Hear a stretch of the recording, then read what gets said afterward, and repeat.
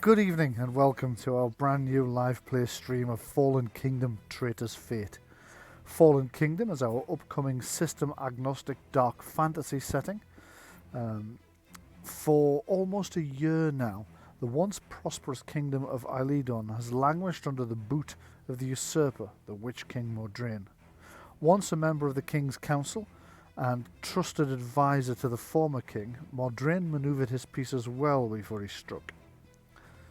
Striking bargains with witches and demons, the usurper installed those who had secret loyalties to him in half of the noble houses of the kingdom. But when the time came, those who did not bow to him vanished or were slain. Fallen Kingdom is a campaign setting for RPGs with a dark yet heroic bent. The heroes seek not only to survive in the Fallen Kingdom under the oppressive rulership of the usurper, but to restore the kingdom to its lost glory.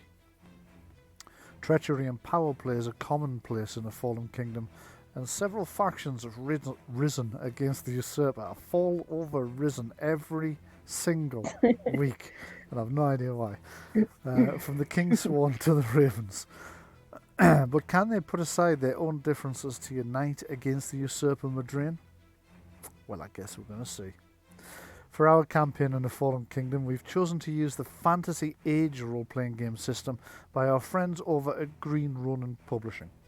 Check them out at greenronin.com.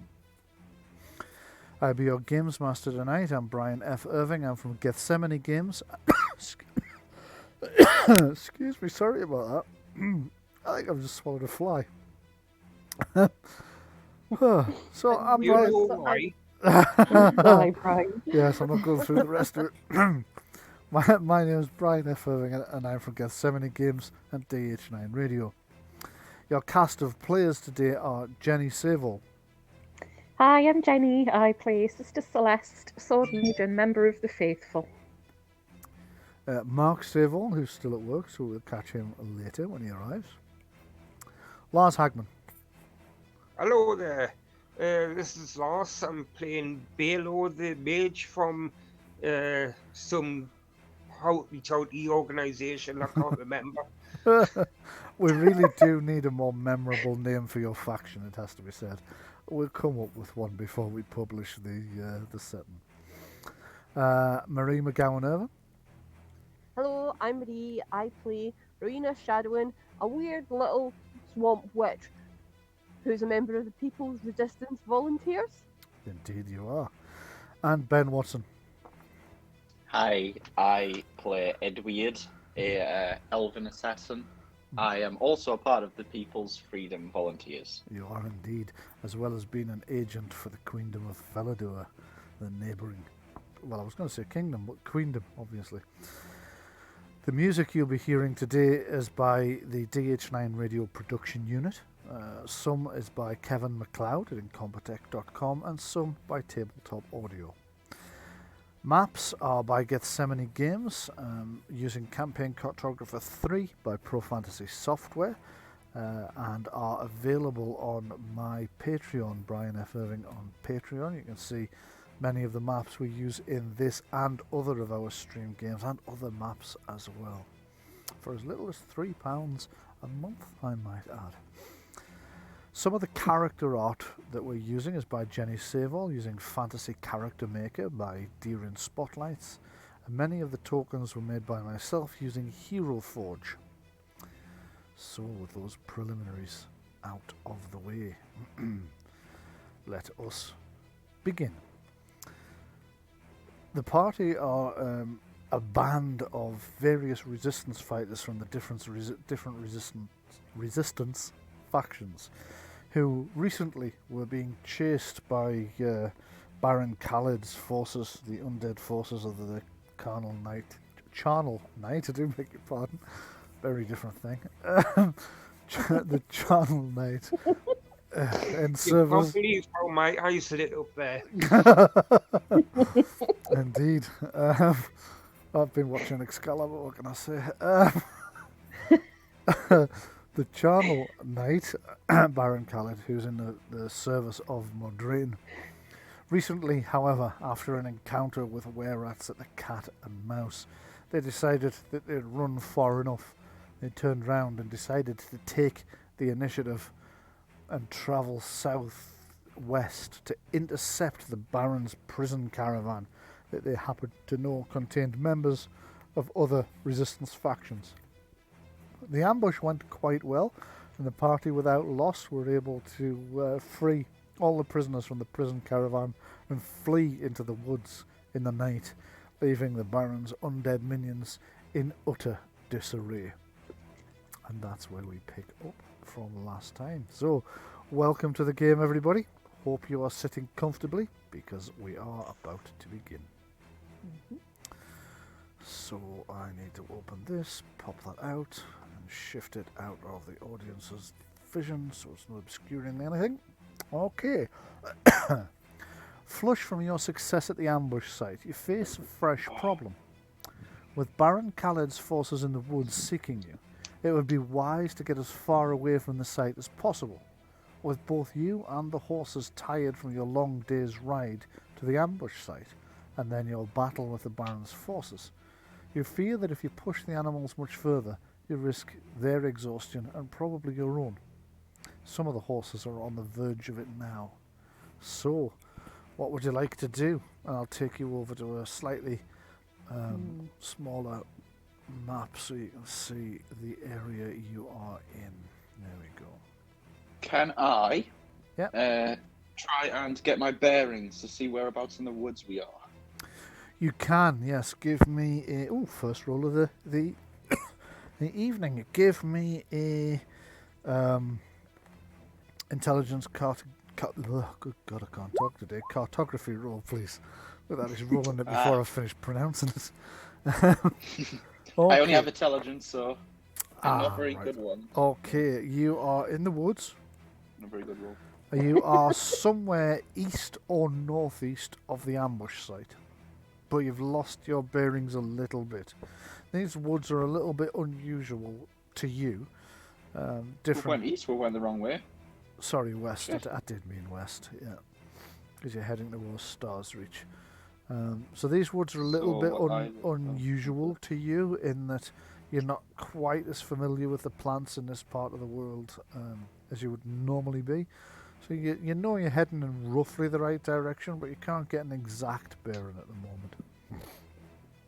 Shame. Isn't it? So what would everybody else like to decide? Well, I'm going to stop my horse. Yep. Get off the horse. Mhm.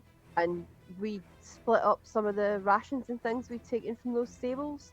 I'm going to give the horse some oats and maybe see if I can give it something to drink. Okay, yep. It doesn't take you long to find a small creek in the woods that your horses can drink from. You give them a little bit of feed as well. And you notice that some of the horses are starting to puff a little bit from their exertions of the day.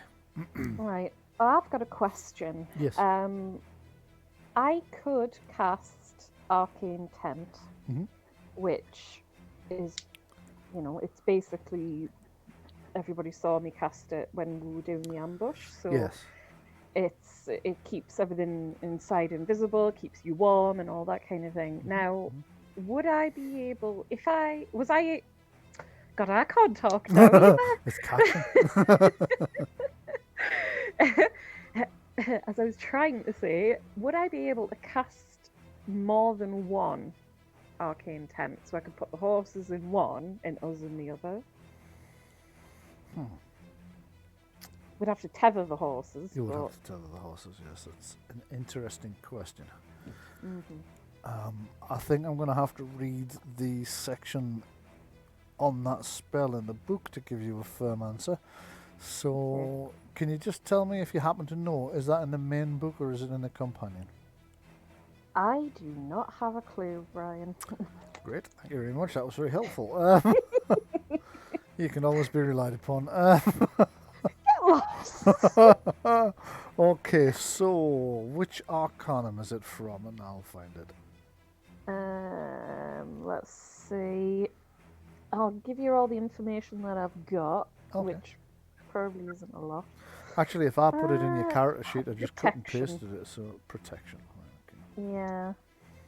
As far as I remember, I don't think it says anything. You invoke an invisible dome 10 feet high, a centre 10 feet in radius around the point on the ground that you touch while casting the spell. It keeps out rain, wind, small insects, small vermin, sheds light and warmth equal to that of a campfire. The light's not visible outside the dome. And then it tells you if any creature larger than a cat comes within 50 feet. The tent lasts for 8 hours, but you can extend its existence another 8 hours by spending the magic point cost again. So it doesn't say anything about whether I can cast more than one. Okay. Interesting. Then if it doesn't, from what you have read out, I can't see any reason why the answer would necessarily be no. Okay. So I think I'm going to allow it. Okay, I will say, look, if we can find, I'll need about 2 minutes to cast both of these. So if we can walk as far as we possibly can, with the horses not, so that they don't get absolutely destroyed. Yeah. Then we'll find somewhere to tether them. I'll cast a dome for them, and then we can get in another dome and actually rest. Hopefully, these creatures won't see us. They'd only know we were there if they literally walked into the domes. So. Right. Okay. Or if they hear me screaming for my night terrors. It's all right. We'll gag you. Good You'll be point. fine. Yes. Your night terrors, of course. Mind you, hang on a second. Let me just see. Does it keep sound out? Because it keeps out precipitation. It sheds light and warmth. Not capable of setting fires. Light's not visible outside the dome. No, it doesn't say that it keeps sound within it. So, yeah. So if he's screaming, there is a strong risk that they will hear you. Okay, interesting. Well, would we know that that's a possibility at this point? Give me an arcane law test for anybody that has it. It's one of those rare occasions where you must actually have the focus for me to allow you to use it, though. So it's arcane law you're looking for. Well, I have arcane laws. Yep, in that case you can give it a try as well. Yep. I've got 14. You've got 14. Right you are. That's enough. So, yeah, a sound will carry. So if he is screaming, that will travel outside of the... travel outside of the tent, yes. How aware would they actually Yeah, be of my night terrors? That's Because what I've only had one I episode. meant, are Oh, that's a good point. you aware that he could potentially make noise in I the mean, street? well, actually, if we think about it logically, you physically witnessed me getting sat on by this demon thing, and we all and someone made the roll and told everyone that people have night terrors when they go inside the house. Yes, that's right. So I guess you could put 2 and 2 together. And we have had nights, at I've least only one ever night had one. sleep. But I've only had one night terror since the house, and it wasn't a bad one, I don't think. No. So. well, if you're aware, Oh, I'm definitely aware. then you Just might. gonna Well, then stop if you're the aware, background music because it's playing funny buggers again. all right, okay. That Then didn't take if long this time, you did it? know we're trying to be quiet, maybe you would do something about that. I don't know. Maybe suggest that someone stays up and keeps a watch on me, and if I seem in distress at all, either wake me up or swing for my chest to see if that thing's on top of me again. Put a pillow on your face. Yeah. That will quiet me down. At the cost of Edward's life, it will try to quiet me down. It's just until he's Got no complaints quiet. here. After all, you did insult my order. That's right. I think you're still smarting from that a little bit as well. Yes. I'm just making a few adjustments to something because I did have a map set up for this camp, which is now somewhat redundant because you won't need all those little tents and stuff out. Oh, sorry. No, that's fine. That's fine. Just pretend that the tents are the bubbles. Okay, so what I need you to do is to come up with a schedule for who's going to be awake and who's going to be on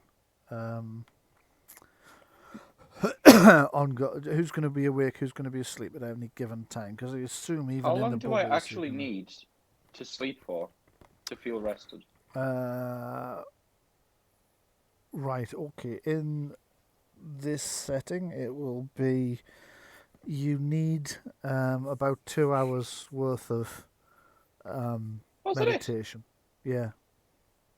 Well, I'll suggest that I sleep for 2 hours, or I meditate for 2 hours while someone watches me, and then once I'm done meditating, they just go back to sleep and I'll stay up. You can't do that every night, mind. Even elves will eventually need a full 8 hours sleep. Usually if you're wounded or injured, but once a week you would need to do that anyway.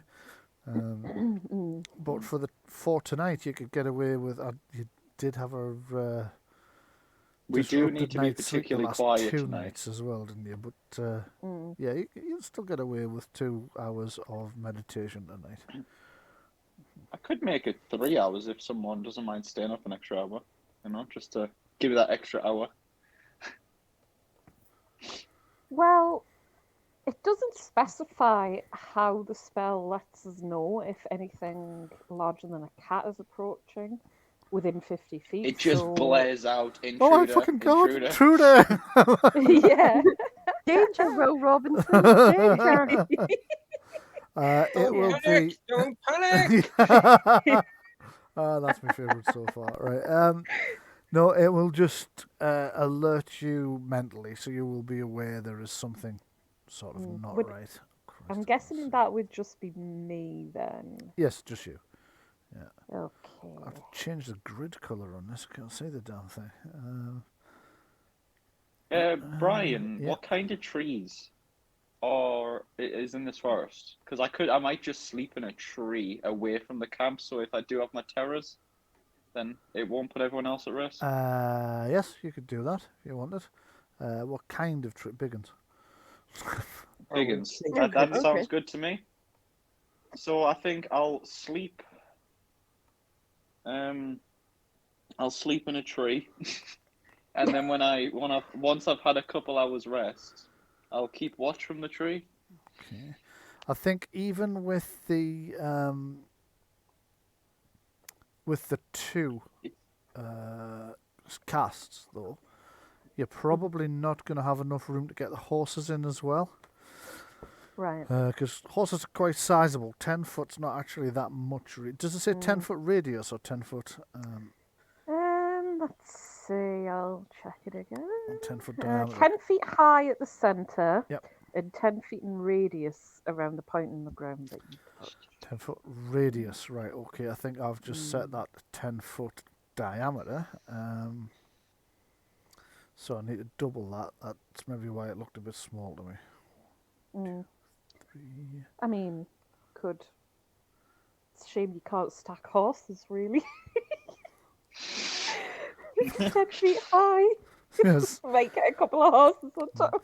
Because don't forget, you've also got Agnes. I forgot her surname. Agnes from the King's Swan and one of the other King's Swan. You've also got the inn staff with you as well.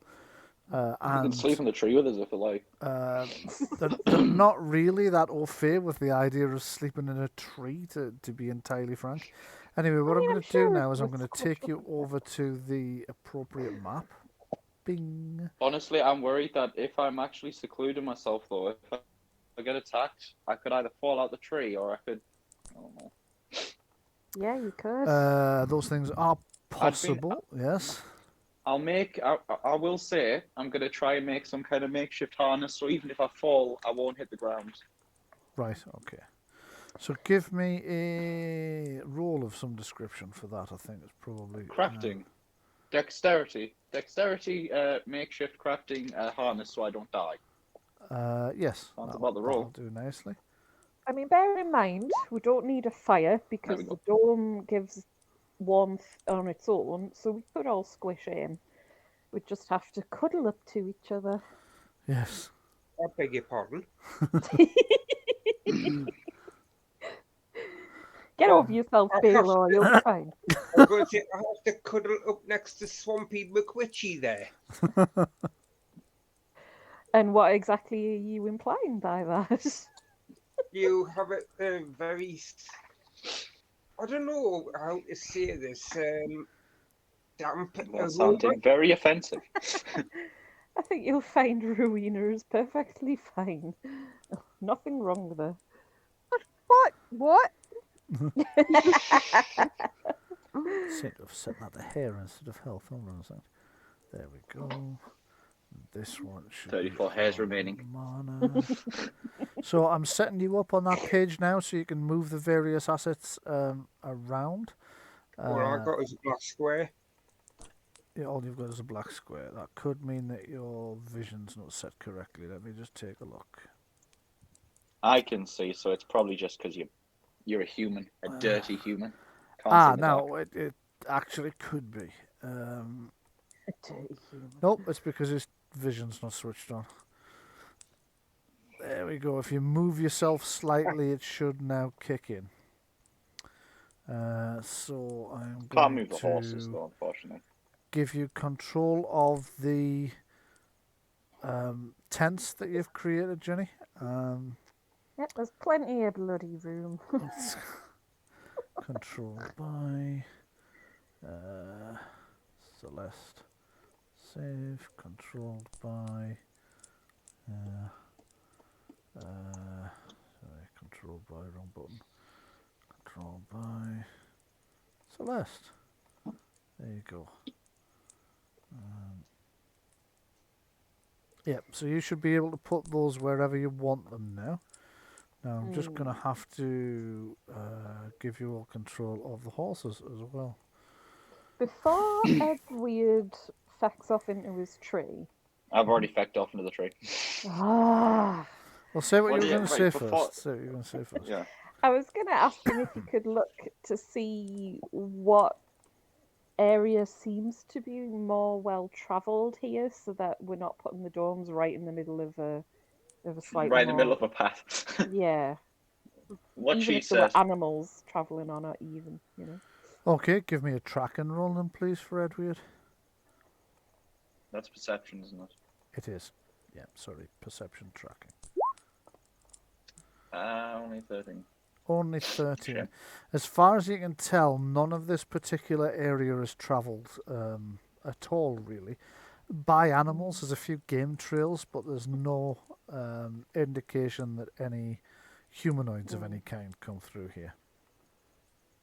Okay, good. I'll keep them where they are then, I think. Okay. That seems to be You're going to keep the reasonable. horses where they are. So the horses have just spent all that No. time. All right, okay. Oh, the tents got you, right. I was going to The say, I've tent. just spent all this time making it so you can move the horses. And I'm just going to leave them where they are. No. Obviously, make sure the tethered. You said you wanted to stack the horses. They're all standing on top of each other. Oops, daisies. I am also going to bring over the... I mean, even if Are we you discover actually the able to like move the horses inside the tent? Because obviously you can move the tent as well. Not all of it inside, no.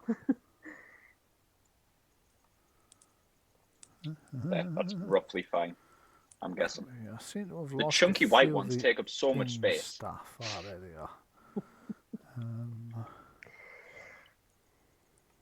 It's going to be quite frightening, you know, like if a horse decides to poke its head outside the bubble and someone's walking past and there's just a floating horse head. Yeah. Yeah, before I go into the bubble, Yeah. I'm going to go and do a little bit of foraging and see if I can find anything to cook on the fire along with the, you know, the supplies that we already took. Okay, Do you have give a me spare horse? a I know this. I think it's one of the perception skills, isn't it? Searching Origin. Origin, yeah. Yeah, I think there might. There's a natural law, so it's intelligence, natural law. Or you could also give me perception searching. Yeah, I would go for that. Yeah, I'll use And if she's looking for like meat, she could do a tracking. Yeah. Like track a deer. Ooh, good roll. Oh, That is quite a good rule. Okay, could you tell me what you got? Because I'm currently busy. I doing- got I got a 20 with 6 stunt points. Oh, right. Okay. It wasn't a natural 20. Well, obviously you can't get a natural 20. I rolled 16 on the dice. and Yeah, I've so got it bonuses. wasn't a 666. It wasn't a. No. Yeah. Okay. Not So a will problem. that mean you find a nice hot apple pie in the middle? Not quite that good, but it does mean you've found an abundance of fruits, berries, edible roots. Pretty much you name it, really. I'm going to pile it all into it. Like I'll pull up a layer of my skirt for an apron, and I'm going to pile loads of it into it, so I can go back and make like a stew or something like that with all my tasty things Okay. over the fire. Okay, so Rowena comes back with just an insane amount of edibles that you seem to have that she seems to have picked up on. She was only been gone an hour, and she just comes back with like half a forest's worth of. I was going to say you've got a secret allotment somewhere here. I'm just going to tap the side of my nose. You guys not see the Lidl down the corner? I'm just dropping the other NPCs in as well that you've got, just to give you an idea of how cluttered it's about to get. If we get enough money in this game, can we start our own like franchise and call it like Lidl or something? If you like. Why? Who knows how his mind works? That's how we take over Mordraine. We just become like a global superpower in the food industry, and we just don't deliver to his house. There you go. So that includes all the NPCs that are currently with you as well. Okay. Okay, so There's Rowena. a couple more room in the horse tent. Stick them there. Well, yes. Move him way. Oh, you can't move this lot, can you? So I'll just wang him in the tent for you. It's okay, we can cuddle up, it's fine. Yep, yeah, it's going to be very cramped in here, I think, because you've got the entire inn bar staff, Agnes and her one surviving Kingsworn guard, Lanken. Lanken, no want to sleep in the tree with us? Come on, Lang. No, he quite likes the idea of being nice and warm for a change. So I could sleep in a tree with you and help keep an eye on things, or I could not and be nice and warm. And yeah, I'm going to go with the warm, actually, to be honest.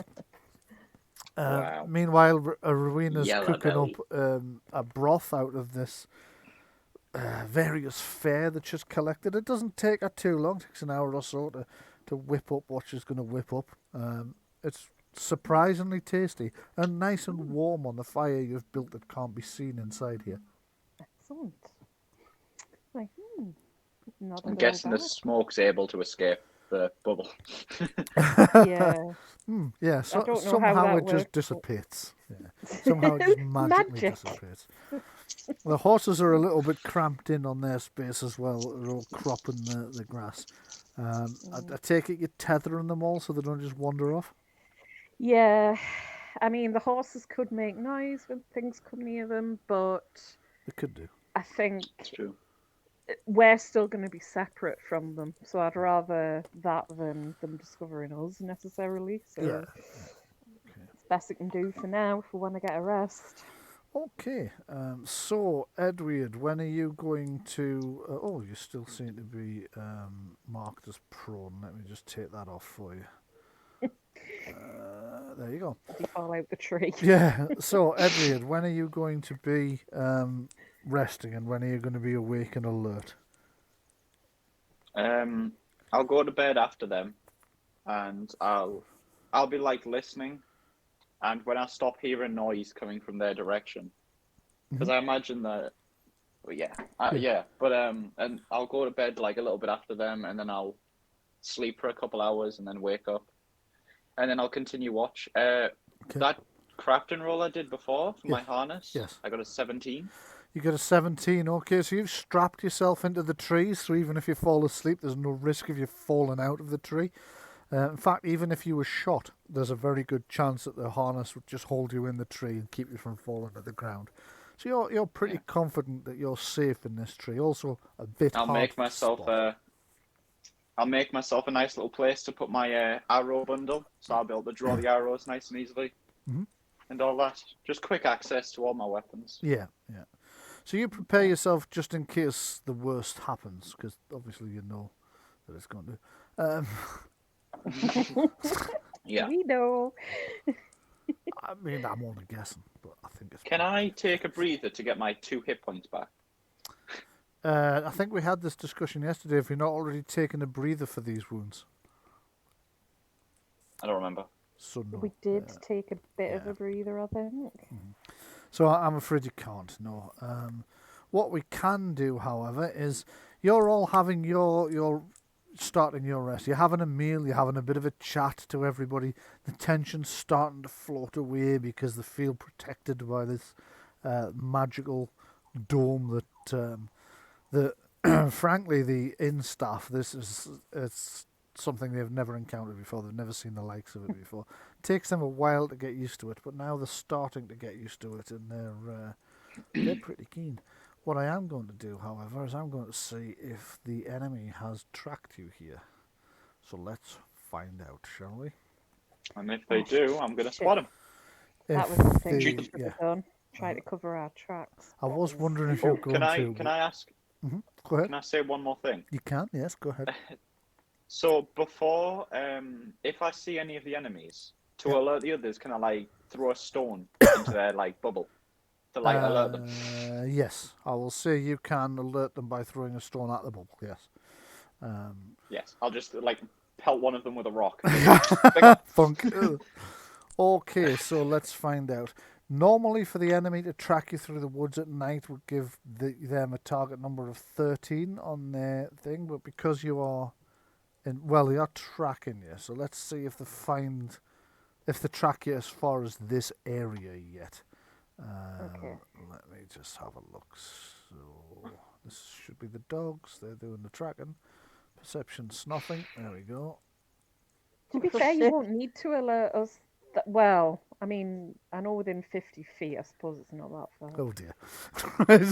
Oh, God. So on the bright side, none of you are actually asleep yet when the enemy starts to locate you. So, Edward, could you give me a perception hearing roll to see how far the enemy is from you when you Does it detect have to be them? hearing? No, it could be seeing because you've got night vision, haven't you? My seeing is better. Oh, not good. Okay, so what you see coming in your direction is a small cavalry force. It's coming at a fair speed, and there seems to be hounds out in front of them. So let me just drop these guys back in. We'll automatically know when they're within 50 feet anyway. Okay. 50 feet or meters? 50 feet, it says. Oh, I wish they'd make their minds up. Okay. 50 feet, 2 meters. That is 15 meters, Brian. 15 meters, yeah, that's about right, isn't it? Drop in, there Yeah. we go. 15 to 16 meters. It's 3 foot 3 Ah. inches. What's that? Oh, it's a skeleton guard on a horse. It is, yes. This one seems to have fallen off his horse, but the others are still riding theirs quite happily. So Loser. that's the main thing. So they're coming in at high speed. You can hear now the dogs as they're getting closer. What's bizarre is you can actually hear them sniffing, even though there's no soft tissue, they're just skeletal. It's actually an incredibly creepy thing. Give me a dexterity stealth test for Edward, please. Let's see if the enemy spots you. Ouch, Good luck. and with 5 stunt points. What would you like to use them for?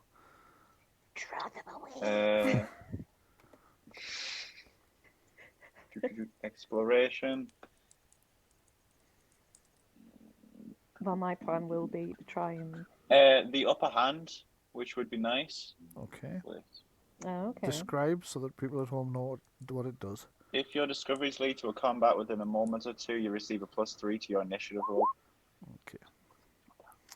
So I'm going to give you +3 to your initiative because I know it says discovery, so that's usually an active roll, but in this instance I'm allowing it because your role was to hide from them. So +3 initiative when they've no idea you're there seems logical to Makes me. sense. So I'm going to allow it. And for the last point, I use advantageous position. Just you make a discovery for an advantageous position of your choice up to 2 yards away from the place you would normally lead to your discovery with respect to the object of your tests. Okay, so you can move yourself up to 2 yards from where you are currently stationed. Oh, I'm not going to. It's just, Okay. I'm just using the point.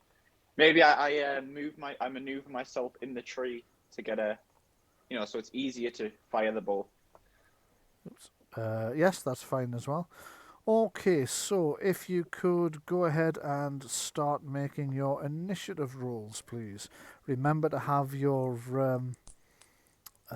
token. Everyone? Everyone, please. Yeah. Just That would be 18 with the thingy. It would, wouldn't it? So I'll just just change that before I up for do you. that. Yep. Because Marc wasn't. I don't think he added anything for a breather because Sandreena's health's only 11 out of 40. Right, yes. So I'm presuming that he hasn't done that. I think so what you would might it be have been again? taking I remember the breathing round about the time he had to go to bed. So it would Yeah. be 5 plus your constitution plus your level. Or his constitution. Plus I your don't actually remember taking a breather since we were at the tavern. Because I remember I was 2 hit points down, and then I asked you just before we went into the fight, can I take a breather? And then you said no. Ah, in that case, you will have had time for one since then. So yes, you can get those 2 health points back. Go ahead. Oh, So, Brian, I have Look two at me. questions. Yes, go ahead with the First is, questions. could I have done some healing on Sandreena in the meantime? Yes. You can have a roll at your spell, see if that fired up. It's not a spell, it's Chirurgy, it's an action. Oh, in that case, yes, you can. And the healing will be your stunned points doubled because of your Chirurgy specialism. So that would So be good. 6 instead of 3, and then you get add your intelligence. That's a total of 9 health you've restored. Alright. That's so much, Jesus. And can I just ask, because I was down to 1 magic point, will I have gotten any back at all? Unfortunately, it was the very first hour these guys spotted you, so you Right, will okay. get 1d6 plus your intelligence back for this fight. Oh, Don't right, forget okay. though So that I you've need got to- the storage Amulet. device, Yeah, whatever Right. it's called. I can One pass D6 that along to you. Okay, A whole 4. Right, brilliant. Thanks, Lars. How many does it hold? 20, 20, yeah. Fantastic. and I haven't used it, so it'll be full up. It'll be full. Brilliant. Yeah, it will. Okay, So, so... Are yeah. we planning to? I don't think we're going to survive this fight. Not with 3 hounds and 3 cavalrymen. They do a lot of damage. The hounds do a lot of Do damage. you think we can We've outrun them? not fought the cavalry yet. The hounds do a shit ton of damage. I assume the cavalry I do don't see a lot how of we damage. could outrun riders on horses and hounds. Well, you've also got horses, but you'd have to get mounted up. Somehow, That's what I'm. I think cavalry will be hindered fighting on horseback in the middle of woods. Yes, there will be. It's not the ideal territory. Okay, I'm just going to check that everybody's in. Edward is in. It I'm keeps, not, 'cause I it was keeps reverting to sorting calling this you Marie instead of Rowena, but never mind. Skeleton Girl. My Can I initiative actually- 9. Celeste. Sorry, say that again, Lars. My initiative was 9. Your initiative was 9. Right, okay, so Balore, add. Didn't come up. Come on, add, turn, and 9. Who else didn't go in yet? Jenni, did you say it was you, yeah? I've put them in now. You've got yours in now. Yeah, brilliant. And Okay. Sandreena. So, descending order, we've got... Now, on round 1, you've got a round of surprise, because the enemy have tracked you here, but all they know is that you came through here, right? So they're not actually... They can't see any of you yet. So they're on the way through, so you've got a round of surprise. Longer if the people in the invisible dome want to stay there in the hopes that these things just ride straight past, because they might not notice you, but you don't know for sure. If they do notice they'll you... definitely detect the scent. Yeah, I mean, you can see one of them is in a direct line with you, so he's going to accidentally gallop straight through your thing, which might come as a bit of a surprise to him. But it depends whether you just want to wait for him to appear in the bubble and then hack him to bits, or whether you want to... I'll let you guys decide as time goes on. So, Edward, what do you want to do with your surprise round? Do I have to have had my bow equipped, or could I have had my crossbow equipped for extra damage? You can have your crossbow equipped if you want. I just want that extra D6 of damage. Then I'm going to take... Is everyone okay with me shooting first? Do I want to do something else? I mean, we wouldn't know. It would be up to you anyway, because we've got no way of talking to you. Oh, sorry, my brain just put Ed Weird shot first on a cushion. And I think we have our first piece of merchandising, an embroidered cushion with Edward shot first. In bracket, dangerous in the the dogs special are, edition, so- he didn't. Yeah. Okay, I go know how ahead. dangerous the dogs are, so I'm going to shoot the one that's on a direct path for the tent. So this one in the middle No, this one. isn't the one that's on a direct He path, looks like he's but on a yes, direct okay. path, doesn't he? Um, Oh. Well, I'll shoot him anyway. you're going to shoot the one you Doesn't- pinged, right? Go for it. Yes. And I will aim. Okay, so This that's time. plus... Oh, it's your crossbow, so it's just 18. plus 1, isn't it? Yeah. 18, that's a definite hit. So just out of the blue, this dog is hit. Thunk! Arr! And I'm going to get an extra D6 on top of this because I'm fast. Depends on... Oh, so Daisy. It depends on your dexterity versus theirs, but I think you're still winning. They're only on 2. Mine's 5. Yes, so you get an extra D6. Skeleton hounds have no... Skeleton That's hounds have 4. 13. Quick math. 13 damage, right you are. That's 9 gets through. So you fire a crossbow shot out of the tree at a very surprised skeletal hound. Thunk! It just appears in the side of the creature. It's still kind of galloping on, unaware of where it's been shot from. It's a touch confused by the whole circumstance. Oh, they're not going to see me. I'm too stealthy. Yeah, you can keep that stealth roll for a while yet, unless you actually move or do something showy enough that they would have another chance. But I think just firing a crossbow is probably not enough. Can they physically roll that high? Yes, they can, yeah. Okay, can, so okay. this skeletal hound is coming in at a speed of 12, doing a bit of a snuff. 1, 2, 3, 4, 5, 6, 7, 8, 9, 10, 11, 12. Gets him to there. Let's see if he can snuff you lot, shall we? So he's going to need 13 to be able to smell that you're there. Okay. Well, actually, even then, he's not going to smell that you're there. He's going to smell that there was a lot of footprints around that area. Then he's going to get confused because there'll be this conspicuous gap in the middle. This 10-foot radius. Fortunately, not known for their intelligence, these dogs, so Not he's probably really, just going to go, what the fuck? Done. Like Scooby-Doo. Yeah, so 17, but he got 5 stunt points. Of course. So we'll take that back. He has figured it out. So he's snuffing around the thing.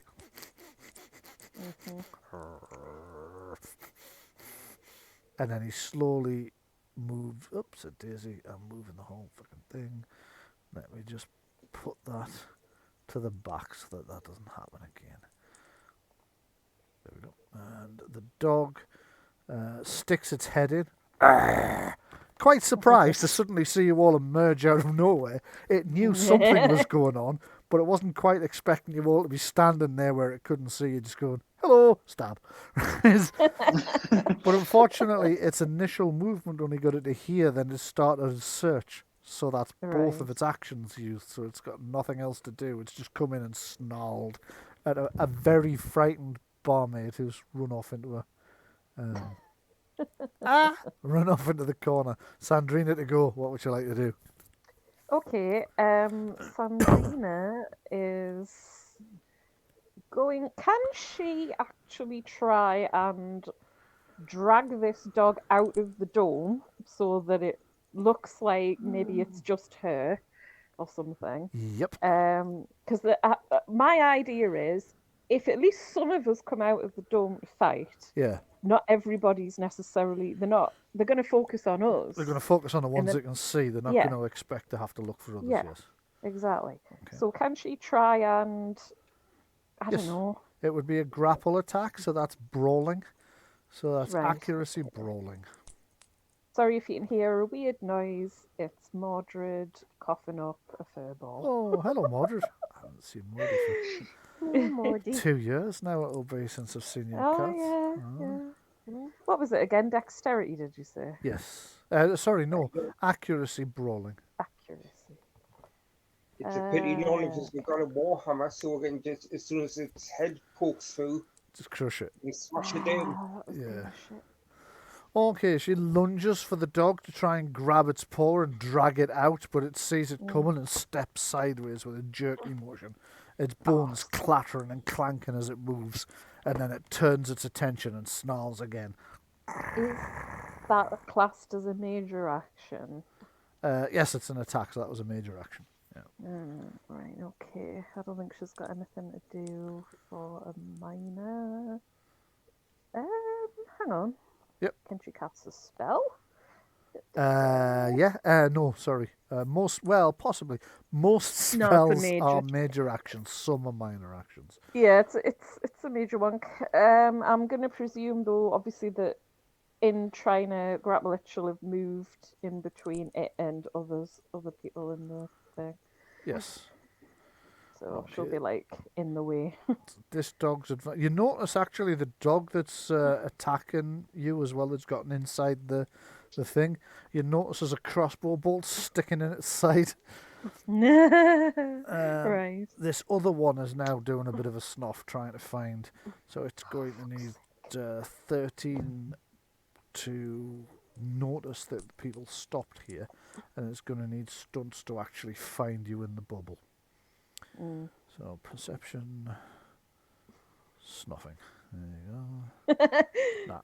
Oh yes, it's not seen. Yeah, so it's going to wander off in the wrong direction, trying to figure out where everybody's gone. It's currently off on the trail of Rowena Shadowend when she went foraging. The skeleton guard.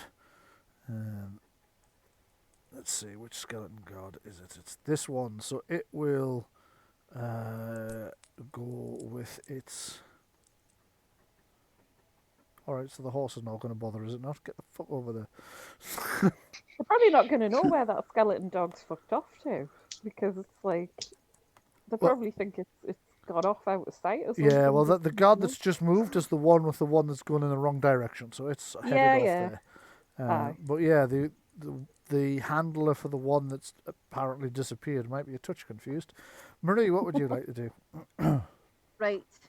Gonna open this up to the floor. Okay? Mm-hmm. Now, I could cast Ward Off the Dead, which will turns basically they have to pass willpower, and if it fails, I can push it back 3 yards. Or I can cast one of my fates, which is Hands of Fate, Puppets of Fate. I'd say cast one of the fates ones, because if we can get away with just having to take this skeletal dog out inside the dome, the other one's fucked off in the wrong direction. They're probably going to follow those. And I think there aren't any other skeletal dogs left. There were only 2, I think. Mhm. If we can get rid of this one, keep it in the dome this time, then we might be able to get away with them not seeing us Okay. in here. They might think it's just. I mean, the thing is, Edward's firing at them, but we don't necessarily know that.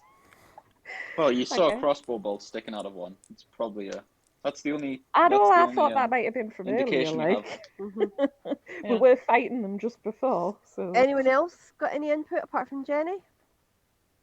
I'd say Ward of the Dead's really good, but leave it for now, Okay. because I'd Yeah. I'd wait until there was more of them on top of you. Right. In that case, I'm going to use some of the power from the crystal to try and cast Hands of Fate. Okay, go ahead. mhm. I Sorry, think I was that's just gonna be the checking to most see if the useful. music was going to work now, but it's not. Okay, so you've only No. you've only scored a 10, so the fates have not responded favourably to your request this time. You summon upon the fates, but nothing. Maybe it's dark. Maybe they've got to sleep for a bit. You don't know. But it would seem that the bloody tent. yes. But it would seem that for now the fates are not going to respond. You spend the mana points anyway, though, so Yep, drain I've that taken from them the off. crystal. Yeah, okay. So that was your major action. Do you have a minor you would like to try? Not unless anybody needs healing. I can heal as a minor action, but I've already. I can't heal Sandreena more than once, can I? I could probably do with a little bit of. Okay, I'll do that healing. then. Okay, you take a look at your friend's wounds. You were hoping that you'd just kind of recover a lot with a night's rest, but clearly you're not going to get an uninterrupted night's rest. So instead, you take a look. Go ahead and make a healing roll. You just did. That's a pass. So it's because you have the specialty. That's 2 points instead of 1, plus your intelligence. So that's another 3. So that's 5 health you've got back. Yay! Thank Or you. you've given her back, I should say. Okay, so this dog's come bounding up this way again, doing itself a bit of a snuff. Oh shit! There's another one. Right. There Okay. is 3. Yeah, snuffing. This one has Nope, it's not. even noticed that you came in this direction in the first place, so it's just kind of. Ooh, okay. Am I blind? I can't see the third one. There's There's one in the tent. There's Oh, one in the tent. That's right. Yeah. I didn't see him.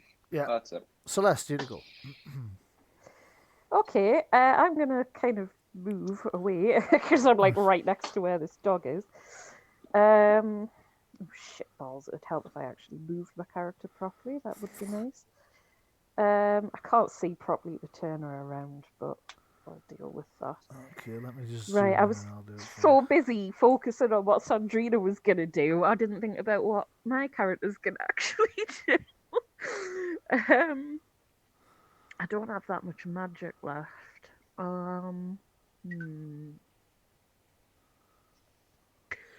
Okay, I'm gonna use it. It's a minor action for me to cast Arcane Shield on myself. Yep.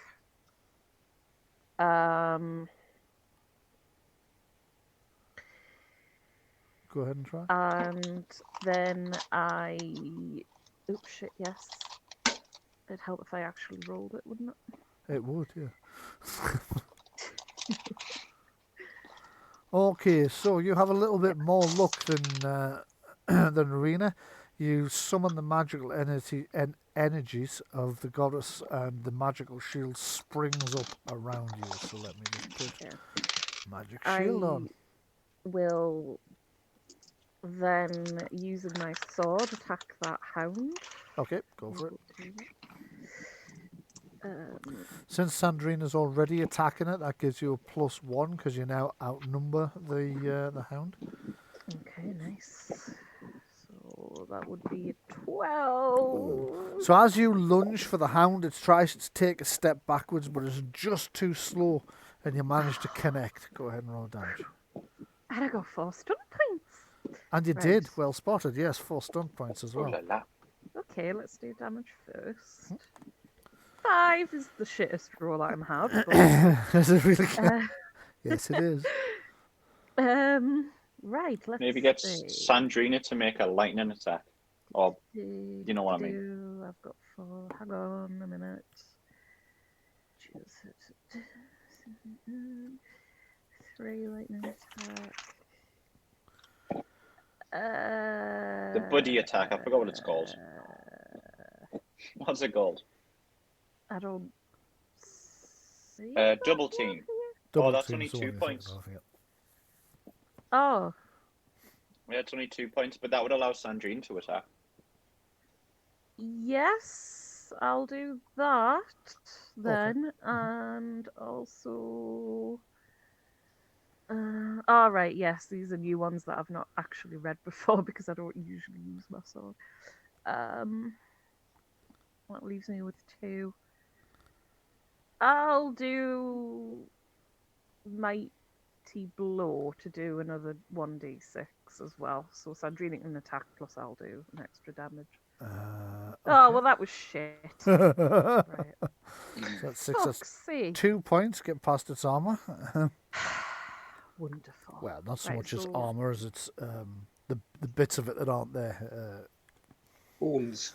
But yeah, so Yeah. you swing where the creature's chest would be, but your blow at first doesn't find purchase as you penetrate between 2 ribs. Fortunately, as you bring the sword back out, you manage to swing it out slightly and catch some of the bone. You hear that ever so unpleasant grinding sound of metal on bone, something like chalk down a blackboard or nails down a blackboard. Lovely. Right, Lovely. Sandrina gets her attack now then. Okay, Just a normal attack, is it? yes, I'm standard not sure attack. how this works. 16, that's a hit. So as the creature's concentrating on trying to avoid you, it doesn't notice Sandrina winding up for another blow. She steps in and slams her She blade got into its side. Oh, Sorry, say that again? we're rolling really shit on the damage. Yeah, everybody's getting poor dice rolls at the moment, but never mind. So it's 7, so it's 4, 5, 6, 7, that's another 3 comes off the doggy. And Skeleton God. Let's see, which one is it?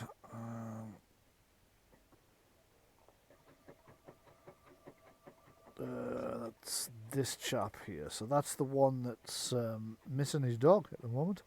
He's curious as to where his dog's disappeared, so he kind of... I'm going to try and Where's move me in dog? the horse this time, see if that moves the rider. No, well, thank you very much for that. I moved the horse, but not the rider. Yeah, The horse is like, fuck you. I might, because I actually set the carry tokens last week. I might have to set them again. That's probably what's causing it. I'm guessing he So- probably follow the other guy, thinking his.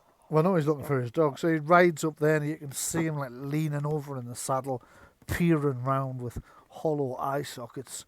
His bony fingers clutching and unclutching the hilt of his sword, 1 or 2 fingers at a time, and he's looking to see where his dog's gone and what exactly is going on. He knows there's something not right, but his completely non-existent brain just can't quite contemplate what it is that's happening. Balore, you to go next. What would you like to do? Yes. How many of us is in the tent? Quite a lot of you. There are. 5, 6, 7, 8, 9, 10, 11, 12. Yes. I've just realised I didn't do initiatives for the Kingswan either, so I'm just going to do that. While you're deciding what to do. Yes. I'm going to whisper to everyone. Pile on the dog. Yes, sounds like Yeah. a good idea. Take it down. Okay, so that's a free action, so you've still got your major and minor action as well. Right. Then I am going to prepare healing spells for Okay. those who are going to be injured by it. Okay, so Probably Sandrina. That's fine. so you hold your actions ready to... Oh, hello. Problem? No, it just seems to be a bunch of police officers outside our... All right. Don't know if they're looking for somebody or... What have you done, Bryan? I've done the wrong copper. Okay, so what was I doing? Somebody remind me. Yes, of course. Initiative for Singer. Okay, and I'm just going to... Well, Balore was the last to act, wasn't it? So it looks very much like Captain Agnes goes on 11 anyway. So I'm just... Yeah, that should be fine then. So I will have her go now. She's going to rush in and attack this dog from the rear. So she gets +2 to hit because it's been attacked by 2 other opponents. So drawing her longsword as she dashes across the tent, she draws the longsword at the last minute, so the actual act of drawing it draws the blade across the dog's spine. That's a hit. It doesn't seem to have added it. It does seem to have added it. Oh, my mistake. And she's caused 11 points of damage. So 7 get through on that dog, which I now can't reach because everybody's in the way. Come here, doggy. There you go, dog. Got it. So that's -7 on its hit points. Right. So there's shards of bone like cleaved off as she draws the blade right across the thing. And up next it's Edward to go. What would you like to do? I think I'll switch to my other bow Okay. and So that's a minor action. load an arrow, That's another minor action. and that's all. And then that's my go then. 'Cause I don't have anything else to that do. is you to go. Yes, okay. Skeleton doggy. Let me just see which one it is. It's the one that's in here with you. It is currently pointing at... well, it's liable to be Sandreena, so it's going to make an attack on her. So Sandreena will attempt a bite attack. Okay. So it lunges forwards. What's Sandreena's defense? 14. 14. So as it lunges forwards, it just drops our shield lower and angles it backwards so the dog's front paws slide up the shield, its teeth crashing closed right in front of her nose, but it just can't quite reach her. And it is now Sandreena to go. Right, Sandreena's going to twat it with her sword. Okay, go for it. One twatting coming up. There we go. That's a solid blow. So as the thing's trying to like bite her in the face, she brings the sword round and down and slams it in the rib cage. Roll it down. You've done the damage. That's 10. So that's 6 gets through. The dog loses another 6. You can see you've broken several of its ribs off. I nearly said spines there. Ribs off. It's starting to look like it's in quite a bad way at this point. If you tottled it with your shield, it would have been a better weapon, I think. Because of the blunt Yeah. thing, you mean. Okay. This dog has now wandered off in completely the wrong direction. Which means I'm going to take its skeleton guard off as well, because it will also head off in that direction after its pet. So, Marie, you to go. Marie, Okay. I think you might be on Sorry. mute. Ah. I'm not muted, I was shoving crisps in my face. So I'm going to try and cast Hands of Fate again. Okay. This time the fates, awakened by your earlier pleadings, respond. You gain 6 points in your Hands of Fate pool. And I should probably make a note of that myself. So that is Hands of Fate. It's very handy. It is, yeah. It was a really bad joke, sorry. It's alright, you're forgiven on this occasion. So what did I just say? 6 points. There we go. Okay, so that's your major action. Do you have a minor action you would like to try? I think Marie dropped out the game. It's just crisping again, I think. She's not in the roll 20 roll again. 20. Right, okay. Marie, you do still appear to be in the call, though. Okay, I'm going to take that as a no until we can get back. Oh, no, she's dropped out of the She's call. just as well. left. Yeah. Okay, so we'll press on without her. So after her is this dog up here. So it's going to have to make another attempt to figure out what's going on. So it can only spot you inside the tent if it gets... That's a skeleton god. If it gets stunts. It'll need at least 2 stunts to do it as well. If it doesn't, it might know you're in roughly the right area, but not where. No. Nope, it's found you. Fuck's sake. So it starts snoffing about, wondering where it is that everybody's gone. It's Well, sort of Sorry, moved- everyone. I've got no idea what just happened there. My screen went blank. I was chucked out of everything, Ah, but my laptop was still on. It's Huh. sorted now. I basically closed the lid and reopened the lid, and everything's fine. maybe it was Oh, jealous he had all the sounds like crust. it was trying to go to sleep. Yeah. Oddly enough, now we can hear your embroidery machine. I couldn't hear it before. It kind of sounds like a dog panting, which I find quite funny. It really Yeah. does, yeah. I maybe couldn't hear it before because the music was working back in those days. Yeah. Do Okay. you need me to mute, or do you want me to stop the machine? Or? No, it's fine. It's so not that low you loud can at barely all. make it out. Yeah. Okay, so Marie, I was just asking if Rowena has a secondary action she would like to take. No. How's the face on that dog? Well, at least that skeleton guard is on the other side of that rock, so we probably wouldn't see it. Yes. Yeah. The only thing I can really do as a minor action is move or heal, and I don't think unless anyone needs healing. Well, Sandreena, you healed her already, so she's at 29 out of 40 at the minute. So I don't know Just if anybody realised who else else I needs didn't healing. roll for. Dear me. So, Did you roll for Lanken? no, I Is that didn't. the guy you've just realised? Yeah. Ah. So Ah. Lanken should be in this fight. Currently, he's kind of been sat with his. He's got a piece of something on his dagger, like a large mushroom from the stew. He's been eating that while sat with one knee up, just watching you all. You can see eats the rest of the mushroom, stands up, dusts himself down, and joins the fight. And there we go. That should put him in here. What's his initiative?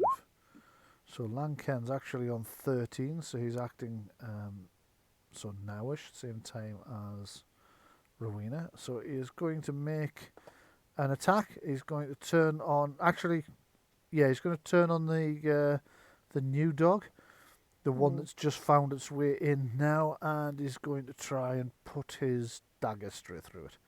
So let's have a go at that. 16, that's a hit, so he has inflicted 4 points of damage. That's not going to get through its armor. So he jabs the knife in the thing's side, but it goes straight between 2 of its ribs instead of actually hitting it. Wait, his dexterity is higher, so he gets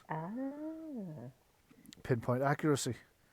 He pulls the thing back and it scrapes the dog's bones a little bit, but it doesn't really do much. Damn it. Dagger's not going to be that much use against a skeletal. I told you Yeah. what to do. Yeah. Yeah. Okay, so Celeste to go. What would you like to do? Oh shit, is it me? Yeah. Is that Sandreena was the... Oh, it's She- because you she's rolled active. a bunch of other people. Right, Yeah. that's just what confused me. Right, I will put another point in to keep my arcane shield up as a minor action. Okie dokie. And then I am going to... Do I have enough to cast this? I'll cast Jolt on the dog attacking Sandreena. Okay. So turning on the dog, well, I'm not turning because you were already facing that way. So aiming at the dog you've been fighting, you concentrate, point at it, and unleash or attempt to unleash a jolt. Go ahead and make a casting roll for that. That's a success, and with 3 stunt points. What would you like to use the stunt points for? Let's see. Well, it does some damage as well as Just doing the 2 points of thingy. damage it does, yeah. Yes, that's right. Yeah. 3. So that means you could use one of the additional damage stunts if you wanted to, because it does do some. Is there some could she do someone else attacks as well? No, because she's using No. a spell. It's not a combat stunt. There's no it's a spell equivalent. stunt. That's sad. Yeah, I'll do Mighty thanks. Spell. Okay. And that's all I can do, really. Okay, in that case, Mighty Spell would be an extra D6 damage, but there's not a great deal of point because it has 1 hit point left. So, if you would Yay! like to describe its demise, please feel free to do so. Right, well, Celeste will turn around and a bolt of electricity will come flying out of her hand and it will zap the dog. And you know, like in cartoons Yeah. where it electrocutes someone, you can just see the skeleton, except it's just the skeleton being electrocuted. Yeah. Yeah. Okay. And then the dog will like fall into little pieces. Yeah. And then after it flashes and you see the skeleton in the midst of this corona, the bones just clatter to the ground as the animatory magic just completely fails it. So it is this skeleton guard next. So let's pan out and see which skeleton guard. So it's the one that's looking for the dog you've just killed. So Sorry. let's not. see if he spots anything. That's a skeleton hound. That's a skeleton guard. No. So it's gone riding off after the other 2 skeletons. After the skeleton hound and the other skeleton rider, anyway. Fuck's sake. Phew. There we go. So I'll just delete that. Brian's disappointed. No, I was disappointed because I was trying to delete that and the tree was Right. highlighting. So Captain Agnes Delane, turning to look for another target, sees that over by her Kingswan, there's another one of these dogs coming. So she runs across the thing again, actually vaulting over the fire and down to charge at this dog and make its attack. Make her attack, rather. So she gets +1 for charging. That's 16, that's a hit, and she's going to slam it with the 12 points of damage from her longsword. So that's 8 gets through. And next up is Balore. Do you have any actions you would like to take? No, I dare not cast any of the offensive spells because it's got a radius and it'll affect Right. everybody else inside the tent. Yeah, Okay. of course. Okay, so Balore holds off. Edward, what would you like to do? I'll snipe this dog. You won't be able to see it, so it's in the thing. I'm in a tree though. Would I be able to see over it? No, it's a dome. It's in the dome. Yeah. Yeah. It looks like he's only got his head poking in. Can I shoot him in the arse? I suppose technically he has actually. Yes, you're quite right. So yes, you can. Yeah, I thought he'd gone So- inside the dome. Well, he's trying to get in, but there was people standing there at the time, so he Right. does literally just Alright. have his head poking through the dome. Fair enough. Well, that's I'm gonna aim, so this will be 3 on top of whatever I get. Okay. So it's only going to be plus 21. 1 because you get -1 for the fact that part of the dog's invisible in the dome. However, that's an easy hit, and with 5 points of stunts, your arrow has thudded into its rear Nice. quarters. What would you like to do with the stunts? I'll roll the damage. I'll do my extra d6. Oof. I'll do a rapid reload, Right, you are. so I can aim next round if it's still live. Yeah. And is it the lethal blow that gives you an extra 2d6 for 4 stun points?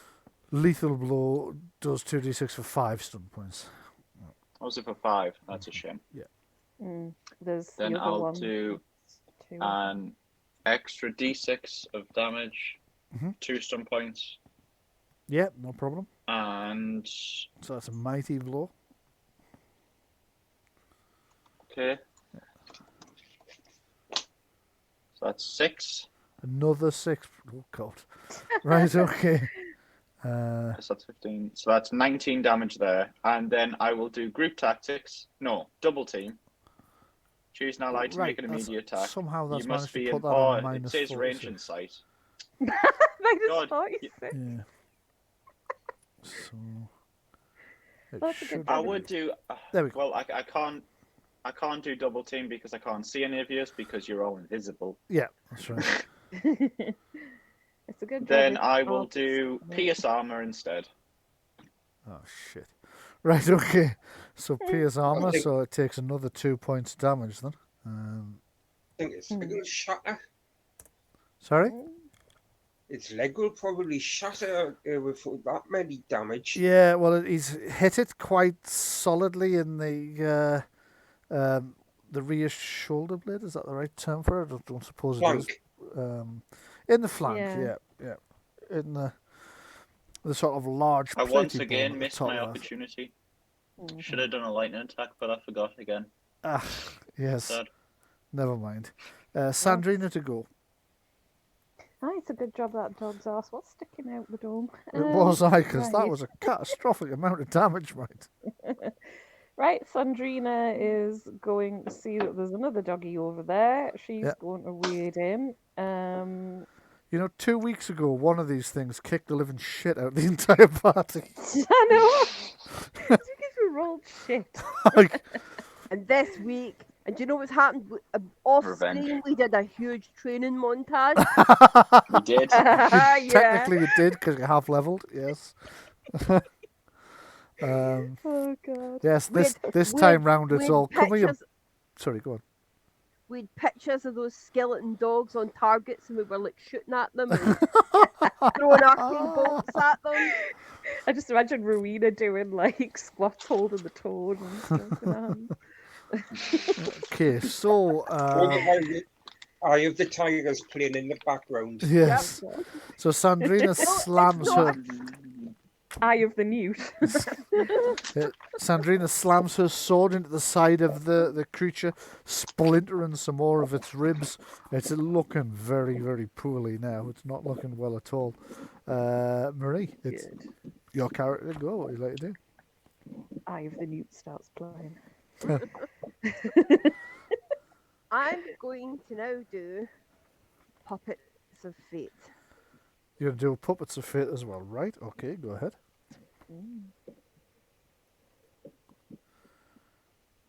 Encouraged by Fate's agreeing to assist you a moment ago, you call upon Fate again, asking this time not so much for help, but more to curse the enemy, to make life harder for them.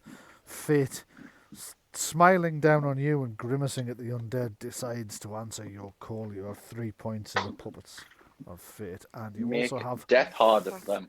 also you have 3 stunt points. What would you like to use them for? Oh, I need to look at my spell stunts. Hold on.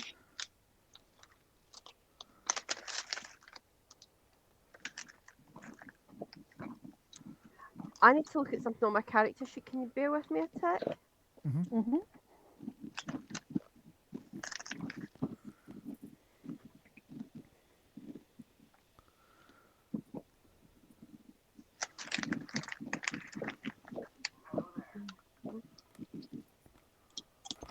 No, that's not.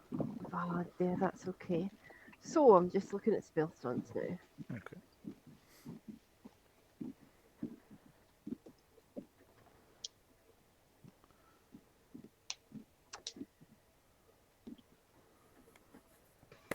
I'm going to put.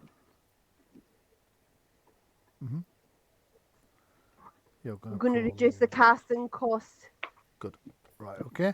So you reduce the So- casting cost on the spell so that it doesn't cost you as much. And it Yeah, I'm is- going to take. Reduce 2 skillful casting. Reduce the magic point cost of spell by 1. yeah, no problem. So Okay, so Yeah. Lanken's going to take an attack whilst you're... And Yep. he slams his dagger into the creature's skull. For can I use the other point? Can I use the Yes. other point Yeah. to do powerful casting on it, so that my spell power is 1 point higher. You can, yes. So if And it that makes tries it to harder for resist, them to be.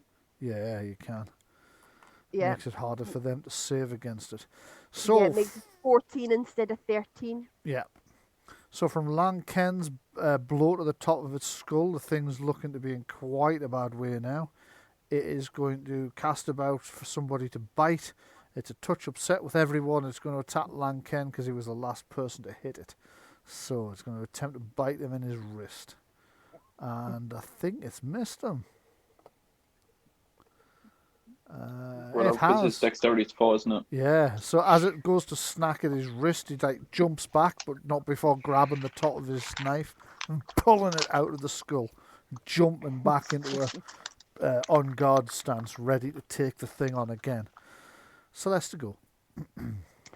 Right. Is there enough room for it to get in to actually make an attack, like a weapon attack on this thing? Not without leaving the. Yes, actually, here. Right. Okay. And just in that she will corner. If you're careful, you'll not squeeze in spill out. there, and she will strike at it with her sword. Right, you are. It's a 16. 16 is a hit. So you dash into the corner and thrust the sword towards the skeleton dog's, the rear of its skull, while it's concentrating on a wound it just took to the front of the skull. How would Sandreena like to dispatch this creature? God. Right, she'll just strike its little snappy head off its shoulders and then boot the rest of its body out of the dome. Okay, yeah. So she snaps its head off and then boots the body out of the dome. The thing are dead. Yay. Can we go to bed No now? idea what it just removed there, but oh yes, it's that one. It's just dropped into the back. He's like, come with sleep now. I That would suggest maybe hiding the corpses just in case they come back and they're like, huh, there's the dogs. yes. So there's still Hide 'em in the one tree of with the me, man. skeleton guards left, but it heads off in the wrong direction, following the others, thinking that that's where its dog has gone, not knowing that you have brutally murdered it again, because obviously it's dead already. So with the brief but savage battle with the undead dogs over, the inn-staff, terrified by these monstrous beasts that keep showing up, the rest of you are kind of starting to take this shit in your stride at this point. You can see Lanken just puts his dagger back in his holster and sits on the rock, because I noticed that the positioning of the tent's partly over the rock. So he kind of sits back against the rock and starts closing his eyes. He pulls his cowl down over it slightly to give him a little bit of shade to rest by. And as he's drifting off, he says, "You know what it is I like about fighting the undead? You never have to clean your dagger when you're finished." Except zombies, though. I think with zombies you'd have to clean your dagger. Yeah, that's true. That's true. Yeah. So for most of you, the rest of the night is going to go fairly uneventfully, in which case you can restore all of your magic points, and you all Here's get... the butt. There is a butt coming. You will also get back your 10 health, plus your constitution, plus your level. Now then, Okay. notice I did say most of you. So, Edward. Oh my god, attacked by a shark. Yes. Tree shark. Tree shark. Oh no. Okay, so let's take a look at the shadow people. Let's see if it's coming for you tonight. They actually can't climb trees. That's their weakness. Trees. They hate them. Do you reckon? Could you imagine though, like the shadow people? He tries to like do whatever he's doing, and then he falls off the tree. Okay, shadow people can target any nearby target who's already asleep, which you're not. Keeping them from taking any action. Okay. But is meditating the same as sleeping? No, it's Huh? not. So it's not going to need to do with sleep paralysis, so it's going to do with feed instead. Ooh. Okay, so let me just pull this down so I can read it. Okay, so as you start to meditate, you start to hear these whispers in your ear. You have no idea exactly what they're saying, but whatever it is, it sounds very, very unpleasant. Bloody What's he pervert. actually saying? I know there's words in there. Are you insulting me? Yeah. No, I'm not insulting you, but if I'd realised you couldn't hear what I was saying, I probably would, because I'm that nasty. Sounds like a dodgy phone call. Excuse me, could you just get off the line, please? Because I've had enough of this now. I'm just going to call the police. There was 3 of them just outside before. I don't know whether they were looking for somebody or what. Okay, so it's going to make a feed attack on you. Let's just see how it does that. So it has a... that's interesting. So back to powers. What have I missed? Feed. There we go. Right. So it gets to do one of these things, and you can make a stamina test. So it's it's not. It is a willpower self-discipline test, please. 13. 13, and okay, so you are. Could technically the Hands of Fate thing help with that? Separate encounter. Ah, damn it. Right, yeah. So, Edward, you wake up having suffered very, very bad nightmares during the course of the night. Your health is 6 points lower than it was when you went to sleep. Oh no. Bad. When you finally make it down out of the tree to go and see the others, the first thing you guys notice is he's pale and wan, and his eyes have got dark rings under them like he hasn't slept. His eyes are Do slightly you want me to bloodshot. make the were-rat roll as well? Oh shit, yeah, you've shit, got yes, that. I do. That's a I'm gonna- constitution, isn't it? I'm going to offer Constitution Edgewood stamina. a nice cup of tea that I've made from like leaves and berries to see if it makes him feel any better. And also I'll do I'd Kyler Day on definitely him. take that. Yeah. Okay, you make a Kairagi roll whilst he sees if he gets turned into a werewolf. Were-rat, rather. Oh, that's a good roll. Is that a good roll? 17. Okay, so you've managed to fight off the were-rat infection. Hey. So you're not going to need to worry about it any longer. Hmm. So you And won't I need to make rolled Who are any... you guys? I rolled I didn't say anything. I rolled a 13 on the healing. Okay, so that gives your stunt dice roll doubled, so that's 8. Plus your intelligence, that's 11 health. Yeah, back up Edward full. gets back. Oh, that's alright. Thank you. After the tea that's just made from an infusion of berries and fungi, it tastes a bit unpleasant initially. Actually, oddly enough, the aftertaste isn't so bad. And you do feel an awful lot better for it. The rest of you can see the colour start to return to his cheeks. The black bags under his eyes start to lessen over the course of the morning. And the bloodshot eyes return to normal. Has he actually not told us about what's going on with his dreams? Or do we know? You do know, yeah. Right, okay. We're going to have to try and figure out a way to deal with that. Do any of us maybe have an idea of how to get rid of this sleep demon? Maybe exorcism? An exorcism of some kind would work, yeah. You can give me an arcane law test as well. That's intelligence arcane law, if you would like to. Got religious law. Nah, it needs to be... Oops, it is. There you go. Headed over to the wrong one. Can I become friends with my sleep demon? Become friend? No, you can't. Okay. There are several ways. One of the easiest ways is if somebody is always awake and not meditating around them, then the things very rarely materialise because they are quite cowardly. The other option Right. is if you can solidify them, you can kill them. And they are vulnerable to magical attacks as well. So that's Right. your best options for. Also, if you can get far enough away that they can't track you down within a week. However, that's extremely difficult because they can they can travel through the shadows for miles each night, just kind of teleporting through shadows. So it would take some kind of magical methodology to get you away.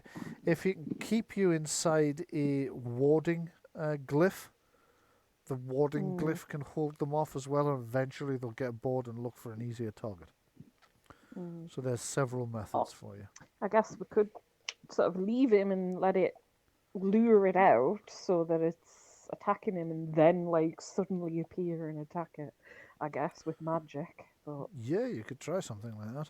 If it senses as people awake around them, though, it probably won't attack, is the thing.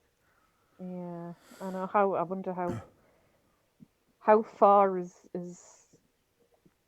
would it be roughly that it would be able to sense that though? Okay, Lars, could you give me another arcane law test? Because I think we've probably gone beyond the scope of the first one there. And you got another 16. pass, so you will know the answer. So let me just look that up for you.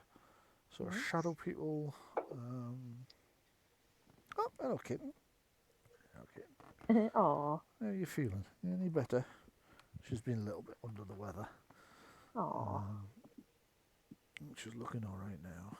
Okay, so that would be, I think it's mentioned the sleep paralysis.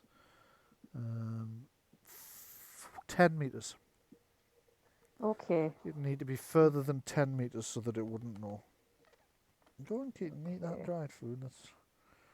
That's the stuff that's got the Right, medication well. in it. Well, if we next get a chance, then we'll have to give that a go then. Okay. We'll see. Okay, well, let's see how far you're going to get travelling today, shall we? So you're leaving from here. Oops. I'll just fire the spell off instead of... You just destroyed Starsreach. About 20. Yeah, you might or might not reach Starsreach Academy tonight, depending on how Okay. difficult the journey up the cliff face is. You're not greatly looking forward to it because there's the fucking great mountain to climb, and so you suspect you'll wind up struggling up the mountain. When you reach... Sorry, go ahead, Lars. I was going to say, is Starsreach not the place that I'm from? Yes, it is. Mm-hmm. Which means Well, surely I would know an easy way around to it. Well, the easiest way round is on the far side of the mountains because most people come in from that side. The back entrance that you'll be coming up, it's not one you've used much. You have used it once, though, and you know that it's actually not as difficult as all that. What it is concealed. So from the ground, if you don't know it's there, you can't see it. Right. It's magically concealed.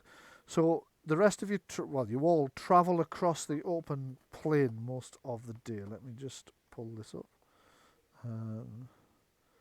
Journey to Starsreach. I'll just pop that out onto my spare screen. The rest of the journey passes without incident, although it's hard going. The trail through the gradually rising foothills becomes steeper and more arduous as it climbs into the lower mountain pass leading to Starsreach Academy.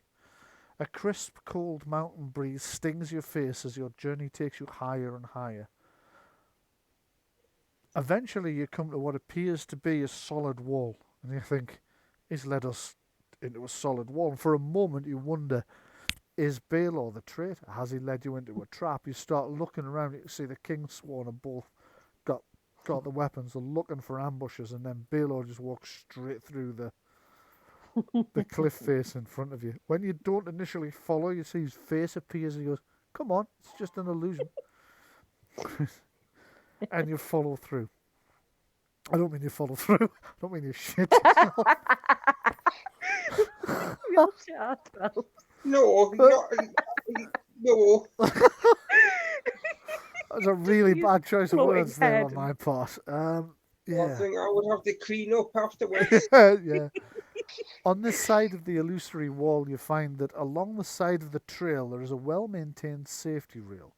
Although the eastern pass is by far the road less travelled, it seems nonetheless that the mages of the academy maintain it well, and this safety rail is carved intricately into the shape of a long worm, winding all the way down the side of the mountain around the edge of the path, beautifully carved. Eventually, the academy itself comes into view. For those of you who've never seen the academy before, it's a breathtaking view. Built onto several mountain terraces, its towers live up to its name, stretching skywards. Low-lying cloud obscures the highest spires. Here and there you see ornamental gardens. The architectural style blends the keen lines popular in Alidon with the graceful curves of the elven style. From here the white stone walls of the academy seem almost smooth, hinting at the dwarven workmanship.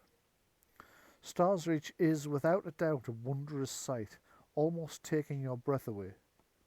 As you draw closer, you see the great gates of the academy stand wide open, as if announcing that the mages who live and work here have nothing to fear from the outside world. As you begin to pass within, an elegantly dressed man hails you from a sort of window or portal in the side of the gatehouse. Welcome to Starsreach Academy. Non-members must sign in. He pushes a book towards you across the partition in the window. You may, of course, keep your arms and armour upon you, but be warned. Do not draw them in anger within the walls. The Academy has seen no bloodshed in all its existence, and the Chancellor will not stand for it now. His words seem harsh, but his smile is warm. Leave your anger and feuds at the gates. The Academy has no place for such things. We remain neutral in the political affairs of the world outside these walls. Okay, fair enough. Sure. Pardon me for asking, but has Festa in Wickham arrived here? I'm afraid, Master, that I can't be sure. They've certainly not passed through this portal, but they may have come through the main gates. Right. Sure, I could quickly find out if you would like me to. Yes, please. Okay, he disappears inside the porter's lodge for a moment, and then returns to see who's signed the book and who hasn't, and to count you. And you see somebody else run off across the plaza. I say run, but they take about like 10 steps and then just take to the air and fly across the gardens and out of sight, heading towards the main gates. Right, Yeah. who's signing the book? I'll sign it in a very, it will be a very curly and very, like, eloquent signature. Okay. Okay. Is there anybody who doesn't? Oh, I'm suspicious of don't this. think I'd have to sign it. No, because you're a member of the academy. You don't need to. I'm Could suspicious we it of was this. here. You're suspicious? Yes, go ahead. Could put a Well- fake name if you like. Could you let me finish our sentence? It's like the third time you've talked over. Tory says he doesn't want me to sign it. Okay. All right. Well, you. I don't know, it just the way he did that speech, it's just like sign this and then there's all the stuff about pulling weapons and things. It just feels like kind of contracty.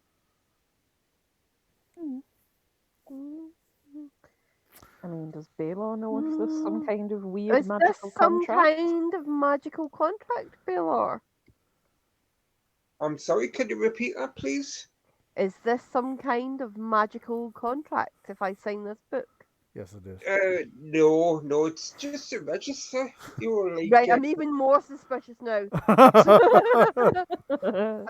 I'm giving him the stinker. I'm looking at him, you know the way the Mhm. 2 fingers to the eyes, 2 fingers to him thing. Well, if you can't write, just put an X underneath I'm somebody's really- name. I'm looking at him really angrily now. Hey, I mean- X's aren't legally binding. I'm afraid they are here. Put a frog Oh. footprint on the book instead. I'm afraid, madam, if you won't sign the book, we can't allow Is you it inside a the is walls. it a magical contract? Are you asking the porter? Yes. Indeed, it is, madam. Oh. Right. Those of you who sign the book will find that it's extremely difficult for you to raise arms or cause harm to anyone else within the walls. Can I try this? I want to Anything punch else? Balore. Anything else? It's not how does it only last while we're inside these walls? It only lasts while you're inside these walls and only for one visit. Were you to leave and return, we'd have to ask you to sign the contract Right, again. again. Also, Okay. should the wait a minute, I need to find the name for this. Should the horn of Escalon sound, then the contract breaks immediately. Okay. What's that? Can I The also? horn of Escalon is, it points up to one of the towers. It's Oh. an alert. It's an alert, exactly. It's never been sounded, but it is the horn that will tell the world if the academy is ever forced to go to war. The horn Right. will be sounded, the world will hear, or the kingdom will hear it. Hmm. And on that moment, the binding on everybody in the book cracks so that they can defend the academy as needed. Okay. That all sounds fine. What if? And this is kind of difficult. What if we're attacked by someone within the Mage Academy? Well, they would be under the same magical binding as you were. Would If they they be snuck though? in. It's Would they? not that Would easy they be to though? sneak in. Because Balor here hasn't had to sign your book. But he's a member of the academy and wouldn't break the rules. This is my home. Indeed. I'll sign it, but I'll sign it like and say you But should wasn't make the it. usurper a should- member? You should make it more He was. clear. You should make it more clear that people are signing a magical contract because tricking people into a contract could nullify your contract But we answer if you ask. if you ask. Indeed. And Balor, why did you say it wasn't a magical contract? Because I've never signed it before. Yes, the master would probably not have realised that it was a magical contract. Okay. Our faculty and students don't need to sign. They are under other binding agreements. But hang on. And in answer If to you your have question, yes, the usurper, or Mordraine as I believe he prefers to be called, was once a member here. But you might have noticed he isn't currently on the grounds. But you've got all these students that I assume. Well, you're obviously teaching. There's always one bad apple. What if that bad apple disagrees with something I say, and he goes to attack me, and I can't defend myself? Then he He would be won't attack immediately you. expelled, and it wouldn't have been worth his while. Well, that's fine. He would be expelled, and I'll just die, I guess. Is that okay? Well, it's certainly No. okay by me, sir. You're annoying me already. What if he attacked you? What if he attacked you and then you die? Huh? He sort of points a finger at you and then points it up, and his burst of flame just ignites on the tip of his finger. He reaches for for a pipe, and lights it from his finger, and then, and the fire on his finger goes out. He says, "If he attacked me, sir, I think he'd have a little more to worry about." See your point. Fair enough. I want to ask about I'm Mordraine. also going to say to all of them, you all sign things too easily. Don't they? So those of you who did sign it, which is everybody except Lars, if you make any attack action or hostile spell whilst on the premises, your rolls will be at -2. Okay. Is that it? That's easy. That's fine. If I aim, I still get a +1 because of my bow. I'm fine. Can I ask? Sorry, that's the per- unless you can pass a willpower self-discipline test against a spell power Oh of well, 18. I'm shit with willpower, so never mind. Should the horn of Escalon blow, the covenant ends. Yeah. Yeah. Someone go up there and blow the horn. It would be unwise. Okay, so yeah, you can now enter if you so wish, but you can continue to ask questions if you would wish as well. I was wanting to ask a question about Mordraine. Indeed. If he was once a member, Mhm. does his ability, if he entered Starsreach now, Yes. what would happen? Would he have to sign the book, let's say, Not once a member of the Academy, always a member of the Academy. despite being... Oh, right, well, that's wonderful. So if Mordraine came here Yes. and decided to attack, Unlikely, but yes. then, and we were here, we wouldn't be able to attack him back. Right. You wouldn't need to. And why is it unlikely? Why would he not do Even that? Mordraine wouldn't dare to challenge the neutrality of the Starsreach Academy. Besides, it's unlikely that Mordraine would come. I mean, why bother to send his envoy here and then arrive himself the same day? What? I've got a question about that. Does His this envoy contract? here? Yes, why bother to send his envoy here only to arrive himself the next day or the same day? Who's his envoy? Oh, The envoy here. Indeed, she arrived this morning with her retinue. Oh my god. He points at Oh. the I think we book. should go pay her a visit. He points at the book just above your signatures. You see several names that all arrived at the same time. One of them may stand out. Somebody give me a cultural law test with a target number of 11, please. Yes, sir.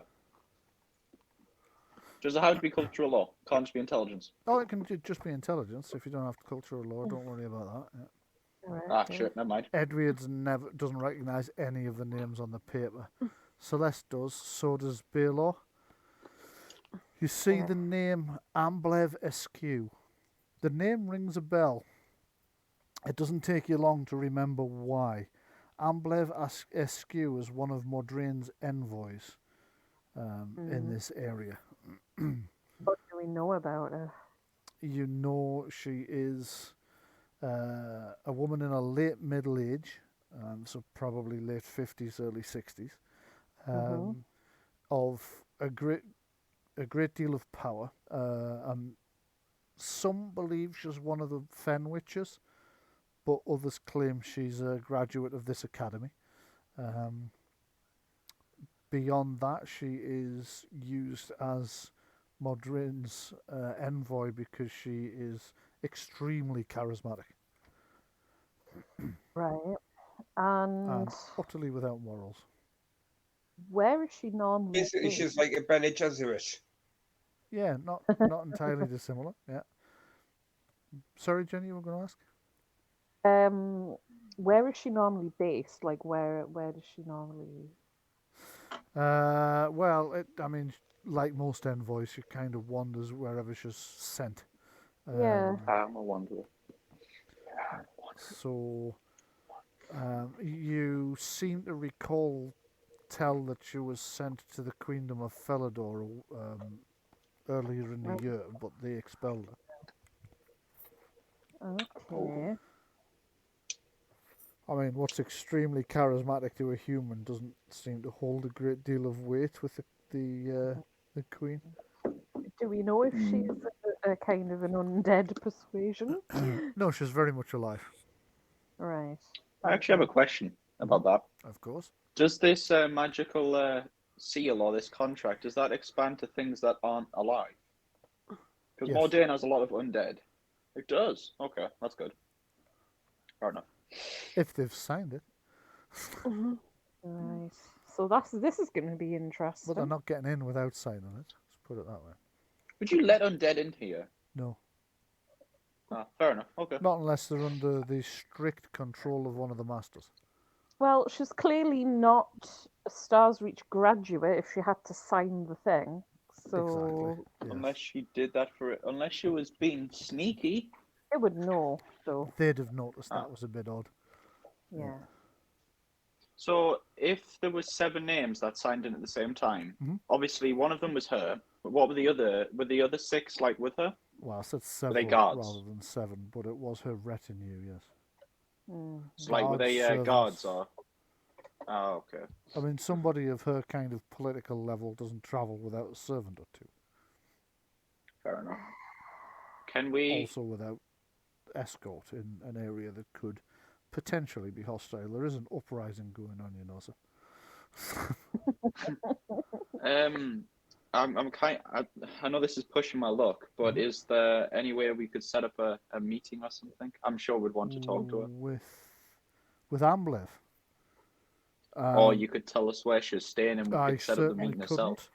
but I could certainly have a message sent to her that you were interested in a meeting. Wait a minute. I mean, if they want the meeting. Whoa! When did we decide to arrange a meeting with that ambassador? I literally just We're said, not. if you want the meeting. No. We're not. It's No. not a good idea. We want to stay out of her view as much as possible, to be honest. We're not here to make any kind of I don't know. Waves. We're not Yeah. here to Depends put on our high heads. places. We're not here to put our heads above the parapet. We're here to find out if those mages got back here safe. At which point, just as you say that, you see the young mage who was sent to the other gate alights next to you all and addressing the porter rather than yourselves as no, sir, apparently they haven't returned. Shit. Right, okay. Can you all not do something like tracking on your mages where you can like sense their magical energy around the kingdom? That was some kind of microchip? And it's not, like they're not a lost cat, you know. And I know the microchips on cats don't actually track them; they're just scanned at vets. Yeah. That would be unconscionable for us to track our mages in such a way. I'm sure they wouldn't agree to it. Well, you don't have to tell them. Maybe we need to find out where else they could have potentially gone. I mean, or unless they are Dead. They could be, or they betrayed us. Maybe working with. Well, hang on for a moment. That's twice you've accused my order of being traitors. Not your order. Not your order, just them two. Two individuals. Yeah. Just them two, man. There could be traitors within your order, but not all of your order. We have to. There could be traitors within his bloody kingdom, pointing at the house. Well, aye, but my kingdom hasn't like taken over this kingdom, has it? So-called, no, yes, not usurper. yet. Not yet. Is there We're anything friendly else I bunch can do ourselves. for you, sirs? We're just here bickering. Yeah. Cody doesn't like it here. If there's nothing else I could do for you, would you kindly mind buggering off? I do have a book to read.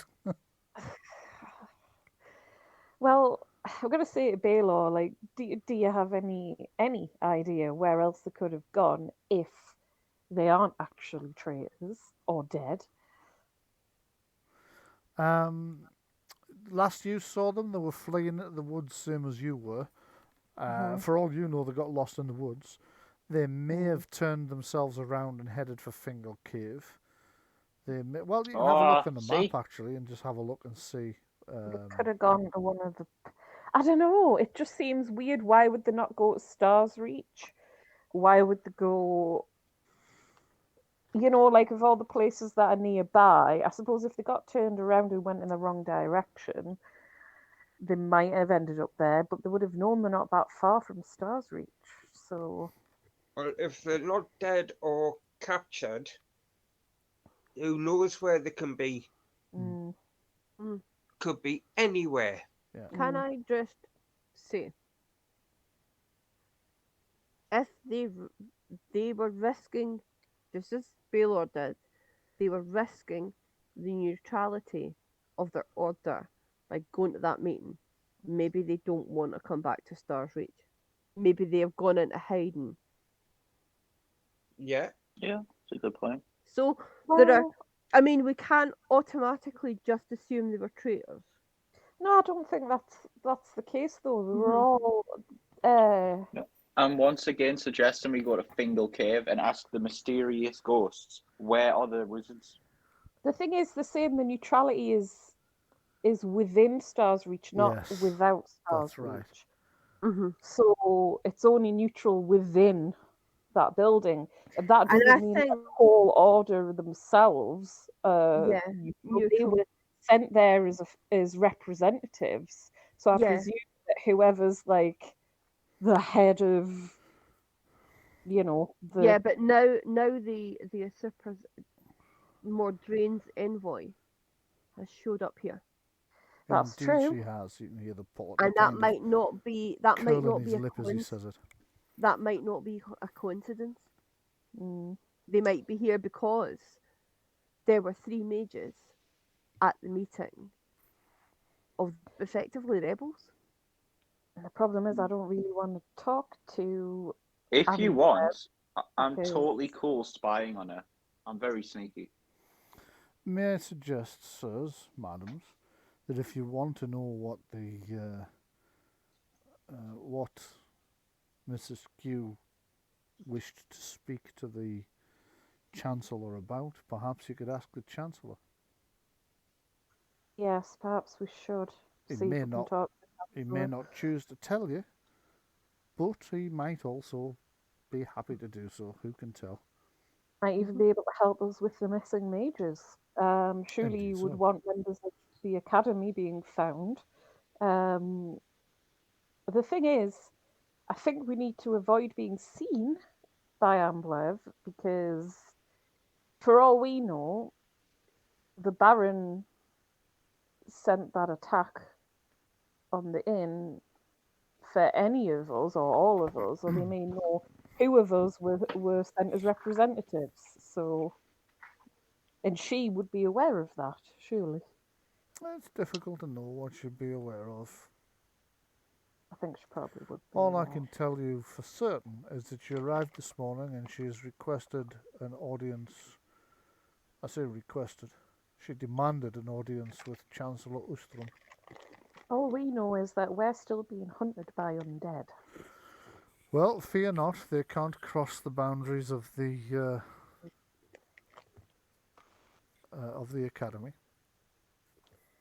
Yes, that's true, but we still wouldn't particularly want the envoy of Mordraine knowing where we are. Well, I assure you, she won't hear it from me. Right, well, What does the party think about me being super sneaky and spying on her? No.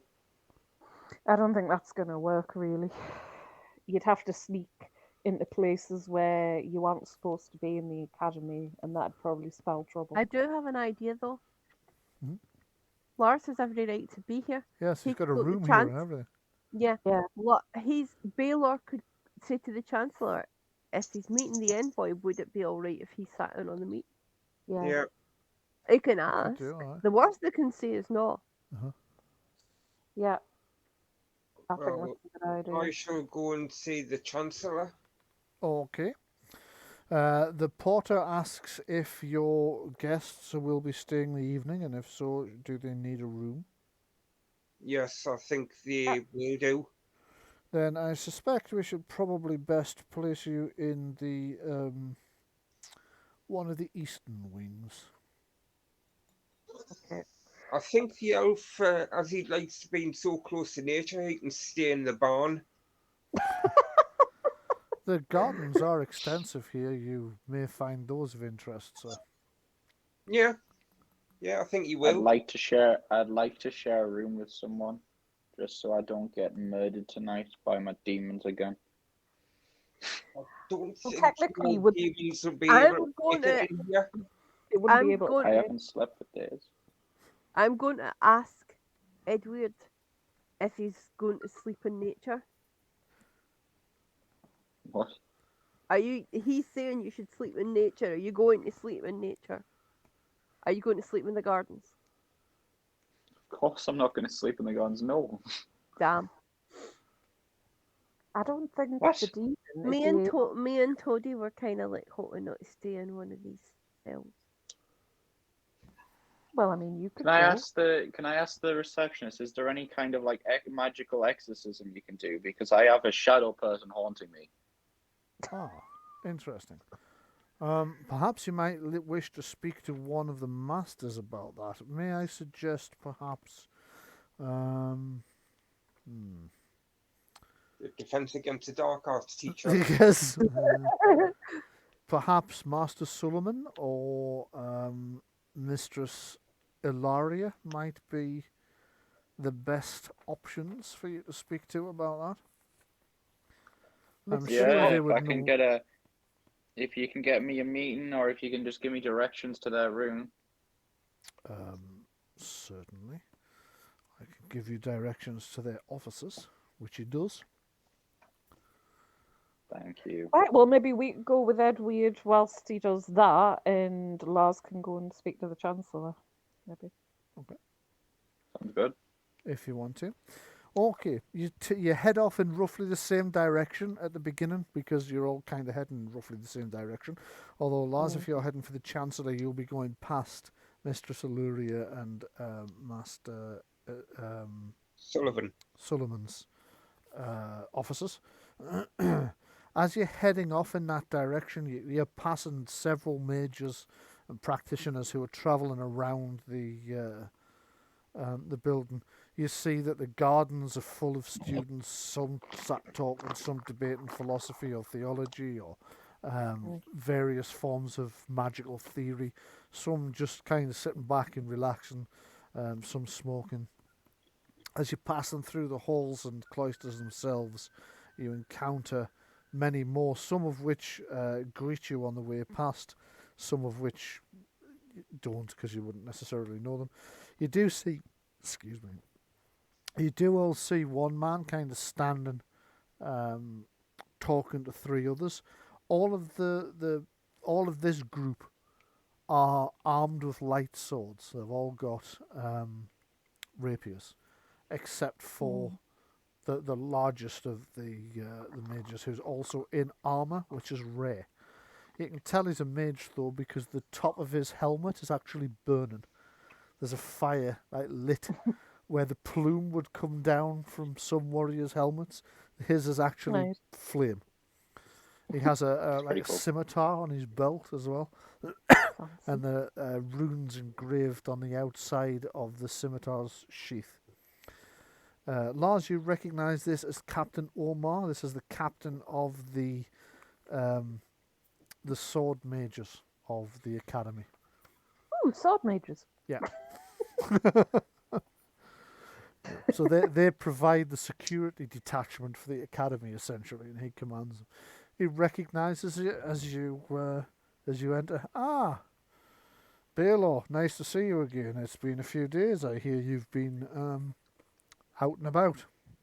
Yes, being harassed by the undead. Probably best not to mention that too openly at the moment, things being the way they are. Especially with that woman here. Yeah. Everybody's really happy that she's here. Yeah, over the fucking moon. I don't understand why she is here, though. Well, she seems to be wishing to speak to the Chancellor, but you'd probably have to speak to either the Chancellor or the Vice-Chancellor about why. Yeah, I'm heading that way. What's the mood like? The mood is more tense than it usually is. There are factions arising within the Academy that we haven't seen before. Right. There are those that would sell out our neutrality to join the rebellion. He kind of eyes you a bit. There are others that unbelievably would sell out our neutrality to support Mordraine's claim. And then, of course, they are the traditionalists who wish to remain neutral.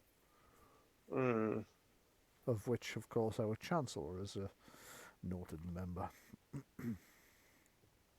Right. And you're well aware that Omar has often described the Chancellor as a noted member in a completely different sense. Actually, I think what he said was a total dick. But on this occasion, he's been a bit more cautious. Noted member. The two men do not entirely get along. Right, okay. I see we have guests. It says I and the rest of you. Yes, I'll make introductions and I'll Yeah. call you out something disparaging, seeing as he's offending my order. Sometimes Just since merely suggested. well, good day to you all anyway. I hope you have a pleasant enough time in the academy while you're here. I'm afraid Thank I you very do have much. to be about my own business right now, though, so I'll speak to you later. Then he turns to Thank you. the three men he was already talking to and says, "That will be all. Go about your business." And they all head off. Hail and farewell. Hail and farewell. I hope to speak to you again later. As you are about to drop them off at Mistress Alluria's office, you're in a long corridor. On one side, it's archways that just look out over yet another terraced garden. Seems to be dozens of these things around here, each one different to the others. This one, you look out and everything in it, all the plants are white. The cherry blossoms are white. There are snowdrops growing in the ground. All the plants are white. Even the tree bark seems to have a white sheen to it, although it shouldn't have, but it does. On the other side are a series of walls, the various working offices of some of the masters. As you're passing, Balore is just about to say to the others that's Mistress Alluria's office when she actually steps out of it. Sort of absent-mindedly, she's just walking out. She's got armfuls of scrolls. She's clearly heading somewhere. She looks up and says, "Oh, hello, Balore." It takes like 3 Good steps day to you, past before she's... mistress. Sorry, go ahead. I'll say good day to you, mistress. And to you. She travels about 3 more steps before she's does a double take, stops and turns back round. Ah, yes. Actually, I did mean to speak to you a little bit about one or two things. Do you have a moment?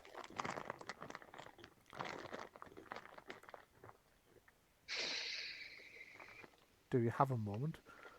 Yeah, yes, of course. Step into my office. She looks at the others and says, "And these are..." My travelling companions, were these the people you were going to meet on that business trip? yes, with Fester and Wickham. In that case, come on in with them. Okay. Please, if you come through. Alright. You enter a fairly substantial office. You can see there are scroll cases along the walls that hold multiple scrolls. There's even a shelf of actual books as well. There's a large desk which she sits behind and bids you sit in a series of plush red velvet chairs around the room. Says, "Take a seat and close the door." Perhaps close the door and take a seat might be a better order of operations. Yeah. Yeah, alright. It's a little dark in here. She snaps her fingers and a light just into like a lantern. Just Y'all just all show-offs. yes. Fancy magic. So, Balore, one or two things to inform you about before you arrive. Things have changed before you go any further. Things have changed here a little since you went on your business trip. It might be wise for you to avoid the western wing. We have... Is that where Mordraine's lapdog is? Indeed it is, yes. Mistress Eskew seems to be visiting. She has requested an audience with the Chancellor. I don't suppose you heard any reasons as to why? There are a lot of rumours about why she's here. Some suspect that she's here to demand that we align with Mordraine. Although I suspect even Mordraine would be cautious about making demands. But I suspect she's here with some kind of offer, or I think what we'll find will happen is she will submit the formal papers for a petition. Hmm. petition Not for arrest warrants. Shouldn't be arrest warrant. Well, no, they can't make arrests here. We're a sanctuary. We are neutral. Of course, depending on what happens with the petition. Sorry, you were going to ask me, I believe, she says to Jenni. Was that your voice I heard there? Yes, it was. I was going to ask what kind of petition. Well, anybody is, or anybody who can raise the signatures of certain members of faculty or enough of the students here can petition the faculty to be heard before them to make a plea or a what's the term I'm looking for now? A suggestion, request? a request. Thank you. Yes, a request. Okay. It's no secret that she has been to see. Well, actually, it is a secret. I just happen to be privy to it. That she has been to see. Let me just find it. Nestor, our bursar. I suspect that given that Mordraine is himself also a former member here, that she's probably raised enough signatures to force a petition. Okay. Which If means a lot of she students are aligning with Mordraine. They're probably wanting to break the neutrality. Sorry, say that again? I was saying they're probably wanting to break the neutrality because someone mentioned, I think one of the guards mentioned that a bunch of the students are like little factions are kind of like appearing. There There's are people aligning with Mordraine. well, there are 3 factions in the academy at the moment. Fortunately for us all, the pro-Mordraine faction is certainly the smallest by far. Okay, that's good. Which is probably, I suspect, why he sent one of his most charismatic envoys. Is there Yeah. anyone of who has any particular power who is in this pro-Mordraine faction? I have some suspicions, but we don't have any proof. Okay. If they sent the most, like, she might get like some kind of assembly in front of the entire academy. Could do. And if she's really, really charismatic, she could bring a lot of people over. I suspect that's exactly what the petition will be. That she wants to put her case for breaking the academy's neutrality to the academy faculty as a whole. And that's what concerns me. I already suspect that Nestor's part of the pro-Mordraine ensemble. And I know, if I'm entirely honest, that Joachim is. Who? Joachim, one of the masters here, he's made no secret of the fact he's pro-Mordraine. Okay, one of the masters, right. Are there any of the maesters that are against Mordraine's rule? Well, the other 2 factions, one are ours, as you know, that we have our sympathies lie with the uprising. And the 3rd faction are the more conservative neutralists, led by the Chancellor himself. Right. Okay. Well, it seems my 2 companions, Maester Fester and Wickham, they haven't arrived here yet. They are still missing. I'm aware they haven't returned yet, yes. Yeah, because we've been under constant attack by Mordraine's undead units. Yeah. Basically, that's when we became separated. Do you happen to know if these 2, Fester and what was the other guy's name? Wickham, have they shown any signs of being pro-Mordraine that you're aware of?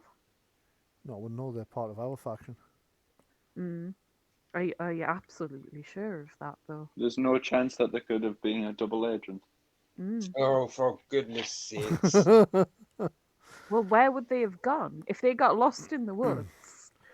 At this point, Ken puts in and says, bear in mind we rode hard to get here as fast as we did and we took shortcuts. And we had horses. And we had horses.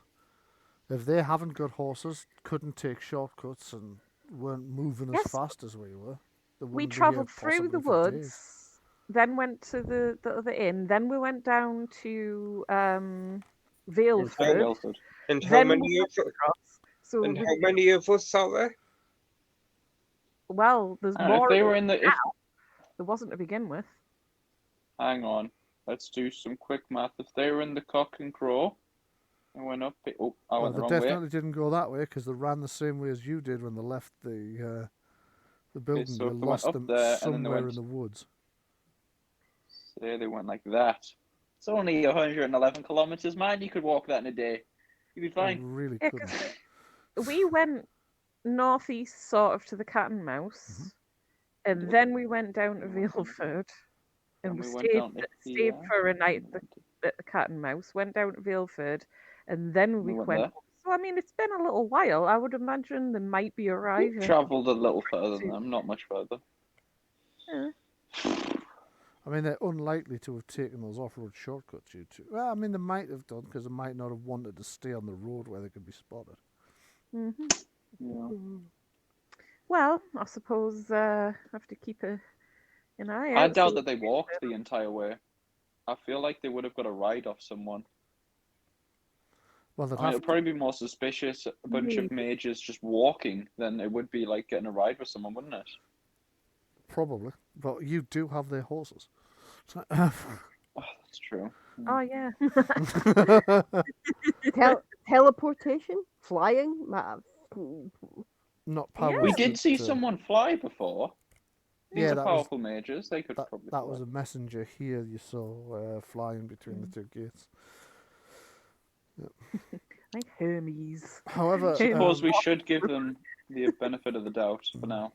could I suggest, though, that as I mentioned earlier, anybody who can raise enough signatures can call a petition to be heard in front of the council. Mm-hmm.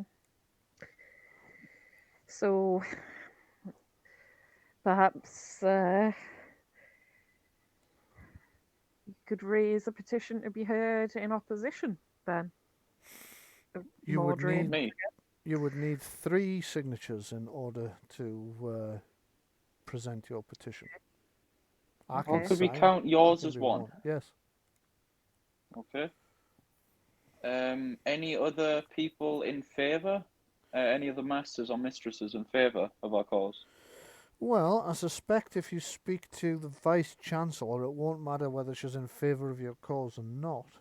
She'll still sign your petition because she firmly believes that people have a right to be heard. Okay. Okay, so we need one more after that. You'll need one more member of the faculty after that. Anyone else Balore who? isn't one of them then.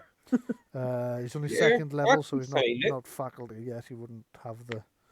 Yeah. I mean, the porter called you master, but that was more out of tradition. than- Politeness. Yeah, politeness. Okay. I would recommend you avoid Nestor and Joachim. Yes, definitely, from the sounds of it. Okay, so if we had 2 faculty members, how many students would we have to have signed to like make up for that spare spot? 5 students could make up for 1 faculty member. Oh, that's all right. We can do that. Oh, easy. Yeah. How many Yeah, students are here? well, at the last count, I believe it was 1,278. Mm, Oh, statistically, even if only like 1% of them signed, I'd still be fine. mm. Probably. I didn't do the math. And I don't suppose that she has any further ideas of who might be willing from the faculty to sign our petition. You could try Captain Omar, he might. Okay. Or Is there any students that are particularly keen? Jesus, particularly keen to get on board? you might be able to find some students if you spoke to a few. You'd probably be better with... Are any of us actually charismatic? I'm Or- quite. If I can use etiquette, which I suspect I You can in this yeah, circumstance, you can in these circumstances. then yeah. yes, I get like a +4, I think, Right, or okay. +3. Send you out to do that then. You could +3. try Etienne. He might sign it. He's somewhat on the fence. Etty. How do you spell that? Etienne, Ettiene. Oh, right, That's okay. the master That's Etienne. totally not the way I would have spelled Etienne. Aye. I'd have 1 T, 2 N's. Mm. I like Saint Etienne, the place in France. But yeah. Well, mistress, I have my own issue, completely separate from this, that I actually wanted to talk to you about. Okay, would you like me to clear the room? No, they already know. Okay. Edward's oblivious to this. He doesn't get your jokes. He just continues talking. When we were in the woods, Yes. we came across this house that we later found out, well, I found out, that was kind of home to some shadow people, and one of them now is bound to me, and I've had How them for unfortunate. less than a week, but already, like, I'm suffering. I see. I heard that you would be the person to talk to maybe get rid of this possession, I suppose you could call it. Well, it isn't a possession as such, but as long as the creature can find you, it will continue to victimize you. It's found me every single night since I've been in the house. It will have marked you in some way. Perhaps something can be done about that. I'd be greatly appreciative with anything, even a good night's rest. Of course. Well, if you wouldn't mind removing all your clothes, I'll take a look. Yeah, I think we this could is when leave we the need it. room or go into one of the antechambers. You can do either. In elven culture, how much do they not like public nudity? It doesn't really bother them. Oh well, then I'm fine with it. I'll just start taking off my clothes. Right. It's like Well, you guys right. if you get out. Let's go now. Right, the rest of you all file out the room. I'm gonna cover Toadie's eyes and then sort of sneak out. Oh, Before I leave- it seems that they've marked your penis. Looks like we're gonna have to remove it.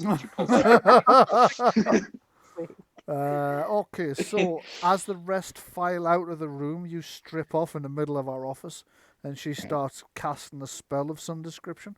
Let me just I'm going to keep this. I'm going to keep this to myself, so I'm going to roll some real dice. That way, neither you nor the audience will get to know whether or not she's passed. Okay. I'll let you. That sounded like a solid wit. Oh dear. That sounds like a solid roll. I think she's passed. It would seem we have something of a blood mark here. Let me just take a closer look at that.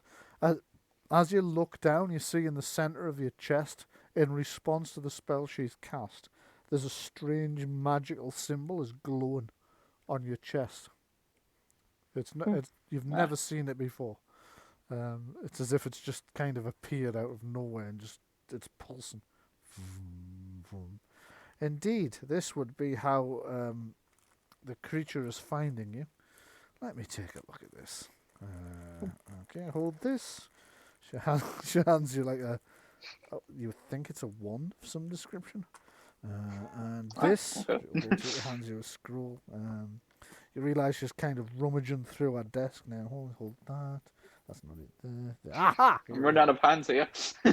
She takes them back off you and says, right, let me just attempt. I think I can do this.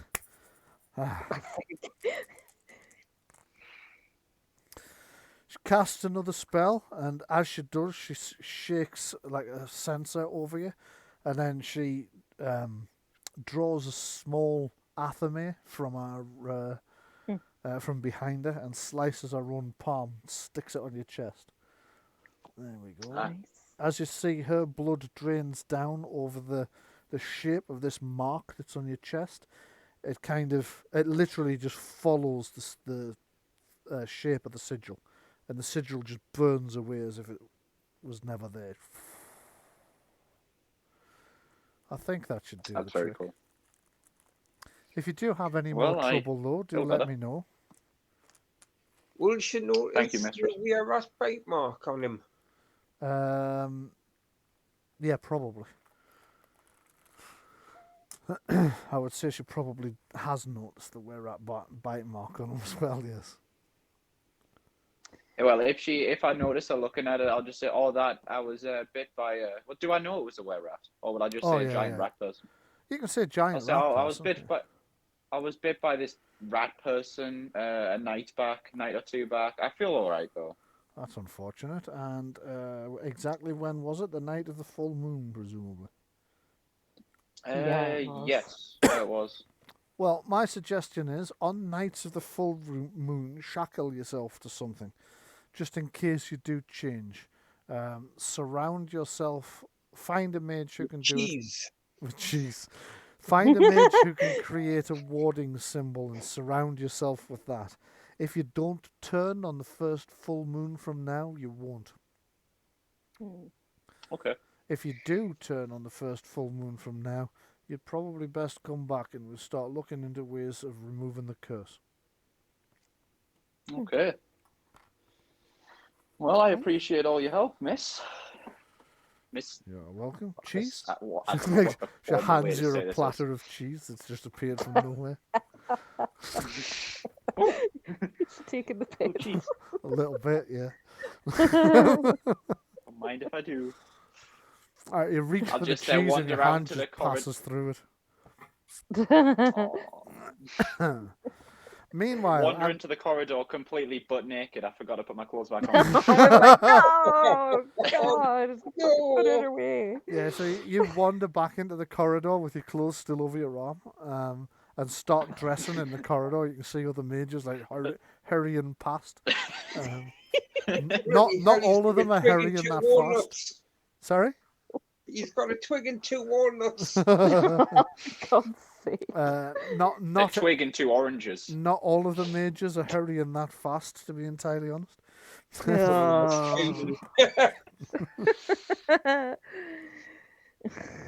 Okay, so what are the rest of you doing? Well, we were just going to follow him and he's done that. I guess we could go and try and speak to the Vice Chancellor to get those signatures. Okay, Yeah. you're going to try and speak to the Vice Chancellor, and Lars, you're going to try and speak to the Chancellor. I assume that we got the signature off the woman before we left. Yes, you did. Yeah. In order to speak to the Chancellor, you'd have to speak to the Vice Chancellor anyway. Oh, right. Right. Be right back just a second. Because she'll be the one that will make the application to the Chancellor for a meeting and some of his time. So you approach the Vice Chancellor's office and knock on the door. You see a small, sort of white-haired man with his hair juts out in all directions. He's got a long sort of mole-like nose and horn-rimmed glasses that just rest on the front of them. He opens the door, looks you up and down, and says, what do you want? When I say it's a short man as well, he's like about half the height of the rest of you. We would like a meeting with the Vice Chancellor. Everybody would like. Are you the Vice Chancellor? Do I look like the Vice Chancellor? I was asking you that. All right, no, this is not the Vice Chancellor. Okay, yeah, we would like a meeting with the Vice Chancellor, please, my good sir. Would you indeed? Well, everybody would like a meeting with the Vice Chancellor. May I inquire as to why you feel you should see the Vice Chancellor? Well, we are recently starting a petition, and we would like to get the Vice Chancellor's signature and then maybe even the Chancellor's signature. Right, okay. And then I'll go on and go into a little bit about the signature, and I'll say maybe you would like to sign. Whilst you're in the middle of speaking to him about that and trying to tell him what the petition's about, he just says, go and check, and just closes the door on you. I'm just rubbing my eyes and my brow with like exacerbation. My ways might be unorthodox, but you know it works. Well, yes. After a Nothing while, he here. reopens the door. He says, "Unbelievably, the Vice Chancellor will see you now. Please Thank you. do come in." Unbelievably.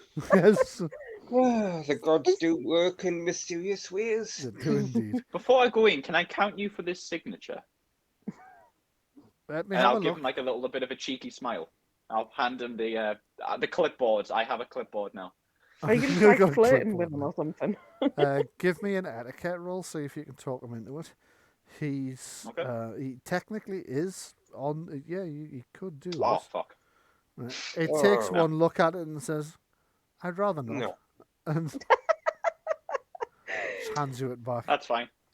Have a good day, sir. I will do my very best. You also have a day. Is this guy based on you?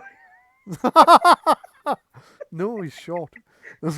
Oh, right, yeah. Only okay. difference, he's short. Pretty much, yeah. Also, he's obnoxious. Oh no, I can see your point. Yeah.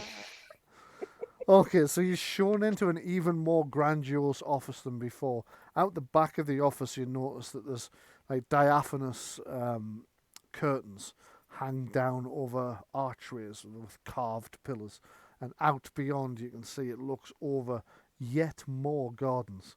There seem to be everywhere in this academy. These gardens, though, seem to have a lot of statues in them. The Vice Chancellor is standing looking out across the gardens with her back to you. She's a woman of quite unusual height, actually. She's almost 6 foot tall herself. Very gracefully slender, white hair tied back in a tight bun. And, well, you don't know till she turns around, but you will discover fairly shortly. In fact, Balore will already know she's a woman in her late middle age sort of period. As soon as she turns to face us, I'll bow in respect. Okay. Well, she hasn't turned yet. She's still kind of looking out away from you all. Do please take seats. Tell me, what can I do for you all? We have a signature. We have a petition to sign. We'd like your signature. I messed that up. She turns round to like sort of peer at you over her spectacles. At which point she spots Balore because nobody had mentioned he was here. Balore, my apologies. I was not aware that one of the academy members was with this group. Rabble. Sorry, party. This is the point at which you kind of bow gracefully to her, which she seems to take quite well. So that's immediately made her slightly more affable towards the party's requests.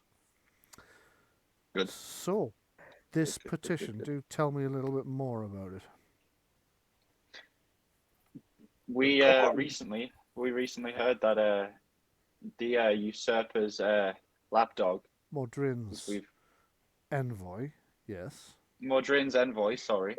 I get confused with human customs. We talk very differently in the queendom. Understandable. Apologies. Understandable. No apologies necessary. Well, we understand that she's at the academy and she's trying to make up a petition of her own. We, don't necessarily agree with her or Mordraine's viewpoints, so we'd like to make a counter petition for the academy to hear our viewpoints. We are of the understanding that Mordraine's ambassador is petitioning the order to do away with its neutrality. Well, I couldn't possibly discuss at this point what her petition request stated, but she has made a petition to the Chancellor, and she will be heard in front of the council tomorrow morning. Morning. Right. Is it a private meeting or a public meeting? The members of the community will be allowed in the gallery, certainly. You will Right. not be permitted to take part. It will be a matter of the petition being delivered, and she will be Yeah. permitted to make her speech. You won't be allowed to take part or speak, but you can watch, certainly, as indeed may Right. honoured guests. So when she makes her petition, can we file objections? Yes. Right. What's up, Alex? You could indeed file an objection. Towards the end of the meeting, it will be requested that anybody there present who wishes to file an objection can do so. Only members of the Academy could file objections, of course. Right. Well, regarding our petition, Yes. I'm not sure politically how you stand, but I'm asking, would you like to sign our petition for our voices to be heard? Refresh my memory as to what your request is precisely. We'd like the Academy to stay neutral in all of this political mayhem. I see. I believe that is what we're trying to do, right, guys? Not really, no. I think it's more about supporting the uprising. Oh, we're actually supporting the uprising. Oh, well, I'll say that then. Mhm. We support the uprising, and we'd like the Academy to support it too. Yeah. Publicly, this time. So you would like us to break our neutrality and declare for the rebellion, I see. Well, this is very special circumstances. And, Well- you know, to be honest, I think Mordraine's trying to do the exact same thing himself. Yep. Not the That exact is- same So thing. do you Certainly, support- definitely doesn't want the Academy to declare for the rebellion. Well, it's not really. Doesn't necessarily. It's a matter mean of who you everyone support. Do you has to. support, you know, the common folk, or do you support someone who toys with the dead? Personally, I You do wouldn't want remember where my... you're standing, yes? Well, you know, personally, I hardly wouldn't be the want only one. my dead granddad to come back and hack my sister to bits. But that's what's happening now. Not in your kingdom. Yes, not in your kingdom, it's not. Well, I suppose I mean, in this kingdom, obviously. you can always make your case to the assembled faculty. I very much doubt that it'll hold a great deal of weight, certainly not at the moment. You might, of course, be able to sway one or two ahead of time if we were to, say, present your petition in the afternoon. I mean, That sounds good.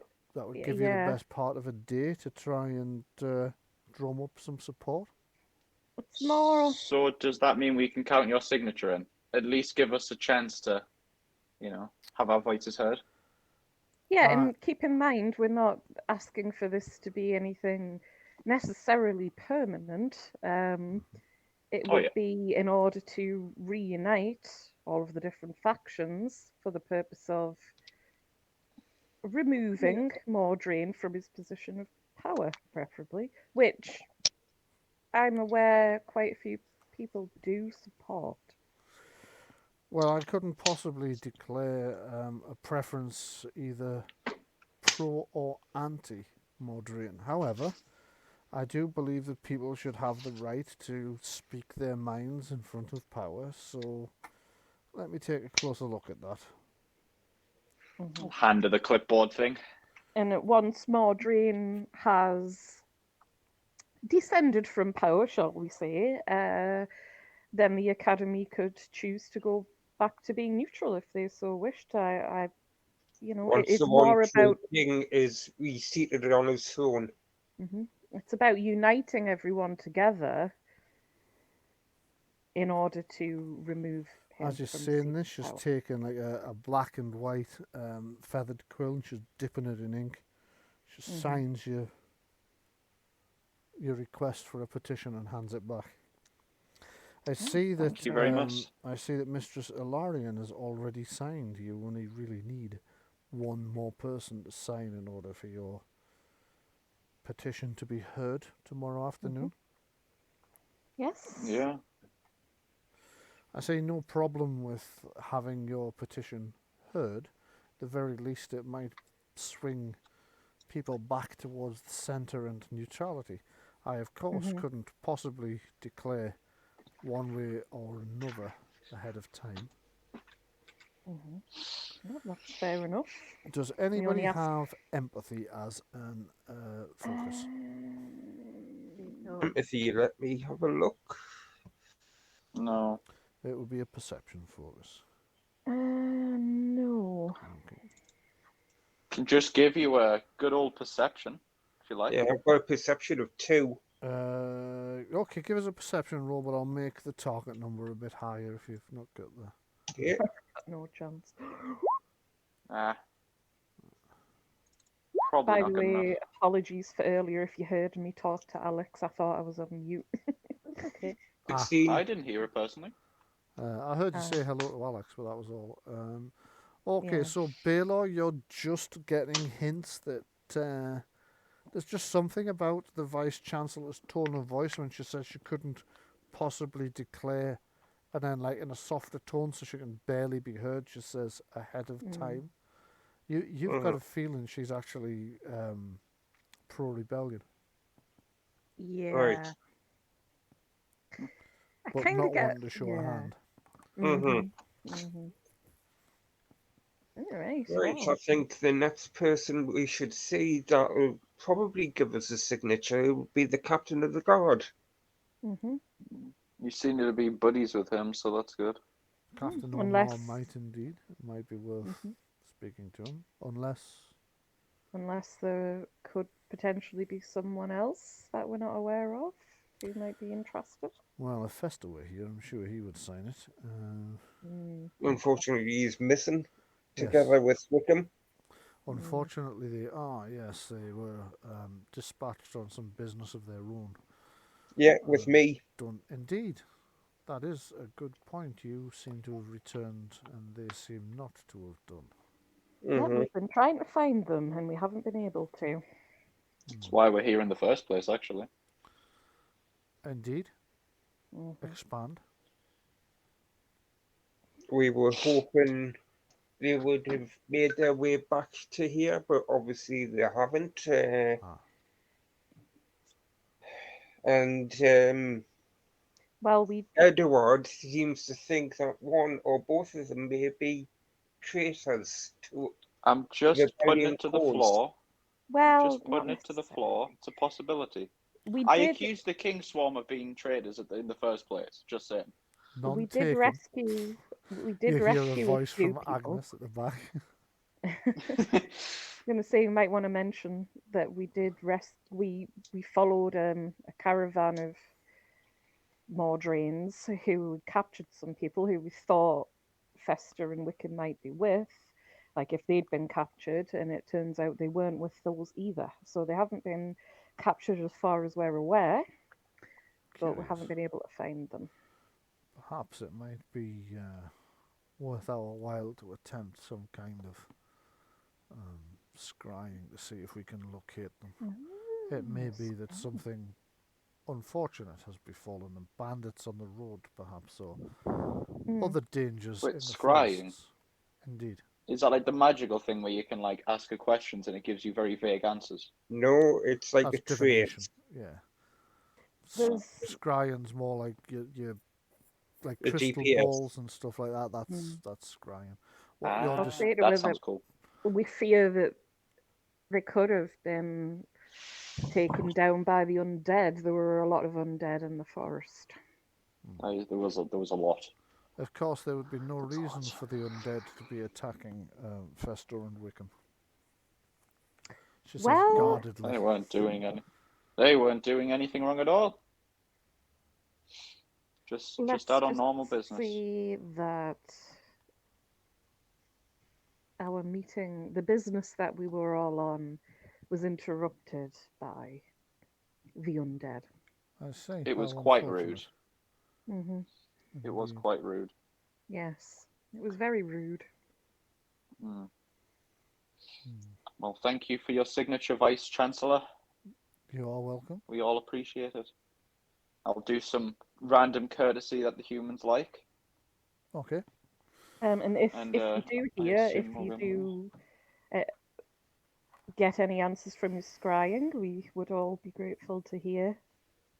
Of course, if we learn anything about the location of our missing brethren, we will let you know. Okay, so whilst the rest of you are heading towards the sparring chamber to try and find, it's essentially a gym where the sword mages practice their swordcraft and the other mages who wish to practice their staff stave combat, and occasionally unarmed hand to hand as well. Whilst you're looking for that, eventually the door opens, and the same little gnome that spoke to you earlier when you wanted to see the Vice Chancellor peeks its head out and says, "Ah, Balore, Chancellor Ustrom will see you now. Come in, come in, come in." Excellent. He Right, so I scurries shall back in. glide in there. As you glide in, this is an even more impressive office than the Vice Chancellor's is. It's just, these offices just get bigger and nicer and better. This one's mostly kind of blue flocked walls, and all the upholstery here is a kind of rich blue colour. Again, it has a balcony that looks out, this time over the mountains themselves, out of the academy and over the mountains. The Chancellor's standing behind his desk, but facing you this time. The gnome says, "Sherry? Sherry? No, thank you. No, oh, okay. What about you, Chancellor? Would you like a sherry?" No, thank you." Oh. Oh. Was he hoping to pour himself Okay, one yes, as well? it was. You Oh, can well. you can have a sherry if you would like. Oh, thank you, Chancellor, thank you. Glug, glug, glug, glug, glug, glug. And if you wouldn't mind stepping out while we have this conversation. What? You don't want me to take minutes? No, I have a suspicion this is the kind of meeting that's not going to require minutes. But if I'm wrong and I require you, I'll knock on the adjoining door. You know that, like, his office is at the end of a corridor facing down it, and the Vice Chancellor's office is on the same corridor, facing like across. And this gnome's office appears to be in the corner between the two, as far as you can tell, so that each of them can call on this. You would presume he's the secretary of some description. So once he's left and the door's closed, excuse me, Ustrom mumbles some small enchantment, and there's just something about the feel of the room. It just feels more. The air seems just a little heavier, but not oppressive. We should not be heard now. Please make yourself comfortable and tell me why you wished to speak to me. Well, firstly, I'll bow to the Chancellor. My Lord Chancellor, I understand that Mordraine's envoy is here. Indeed, yes, she's presented her petition, which unfortunately she's managed to raise enough signatures on, which means we're going to have to waste some of our precious time listening to her drivel tomorrow. Yes, I understand that it's to see if the Academy will forego its neutrality and side in favour with Mordraine. He kind of raises an eyebrow slightly. Indeed, and you understand this from which source precisely? Quite a few different sources, actually. It's disappointing that such rumours would run rampant around an institute of learning where we are supposed to know our facts before we speak. Unfortunately. It's a sign of the times, unfortunately, when there is an usurper on the throne, and there are those who support him, and there are those who oppose him. Well, these are the matters temporal, which we do not deal with within these walls. As I have explained to Lady Eskew several times, and will no doubt have the entire council explain to her in no uncertain terms tomorrow. As it happens, the rumours that you have overheard are accurate. A best guess, I should imagine. But yes, that is indeed what she is hoping to do, to ask us to set aside our neutrality. If it comes to a vote and the results are tied, Uh-huh. where does assuming the final vote will be with you? Indeed. If you were forced to pick sides, who would you go for? I will not be forced to choose sides. The Academy remains neutral in all things. I'm somewhat tired of having to explain this, but my vote will always be to remain neutral. The temporal issues without are of no consequence to the Academy itself. Those who wish to join one side or the other are, of course, free to excuse themselves from their place in the Academy and engage in whatever matters they wish. But whilst they are members of the Academy, we will remain neutral. You As do ever. know that several members of the council are interested in siding with Mordraine's cause. I am aware that there are a minority of people who would side with one side or the other, but I am sure that in the cold light of day, once the council as a whole votes, that they will all do the right thing and abide by the council's final decision to retain our neutrality. I'm sitting there in silence, just thinking. Well, the He problem seems with fairly neutrality- confident that they're going to vote for neutrality. Sorry, Jenny, go ahead. Oh, sorry, I was just going to say neutrality, though, it doesn't always lead to actual neutrality in the sense of if there is no opposition to the likes of someone like Mordraine, then you're essentially, by not voting against or voting for, then you're Well- essentially allowing it to happen, aren't you? Well, given that You know. you're not there to make that case, perhaps I know. It's just a perhaps just you should a make thought. sure that you are there to make the case when the party's petition is presented. Yes. Yeah. Because that is a good point. Silence is violence and so on. Yes. Yeah. Silence is violence. Never heard that one actually. Really? No, If taking no action can be just as bad as I've heard that. I just haven't heard that exact phrase. As Right, well, yeah, it's just a phrase that sums that up. Much in the way as, if the Allied forces hadn't responded in the 1930s, then, not acting Yeah. against the Axis would have been just as bad It's as... just as bad as yeah. So, that's where we're at the moment. You're currently thinking about what the Chancellor has just said. Meanwhile, the rest of you are still heading towards the Sparring room. The sparring. sparring. Is there anybody who I isn't? want to say. Yeah, go ahead. Oh. Go on.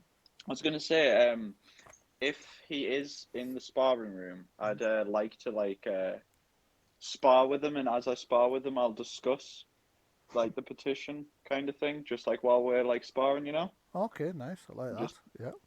Just hope Yeah. it doesn't break your jaw in the process. Yeah. It's just Probably sparring. It's just training. If Edward talks about this, I'll say, "Oh, you want to be careful. Us sword mages are pretty tough." I'm actually quite good in melee. I'm good at not getting hit, at least. Mhm. Not necessarily as good as hitting. Help. Okay, so I'm just trying to decide which group to go over to. Yeah, is there anybody who isn't going to look for Captain Omar? Is anybody doing anything else? Or are you all heading for him? Okay. No. So you find yourself eventually in the gymnasium, or the sparring room as it's often called. It's larger than you imagined, and it has a balcony that runs right around it so that people can stand and watch. Inside you see a number of lightly armoured mages, all also armed with light swords, are practicing their swordcraft, some better than others. and you can see Captain Omar pacing up and down amongst them with his hands behind his back, the plume of his helmet still burning flames, his scimitar still at his hip. You notice he carries the heaviest of all the swords of the sword mages. His is a scimitar. He also wears more armour than you were accustomed to seeing mages in.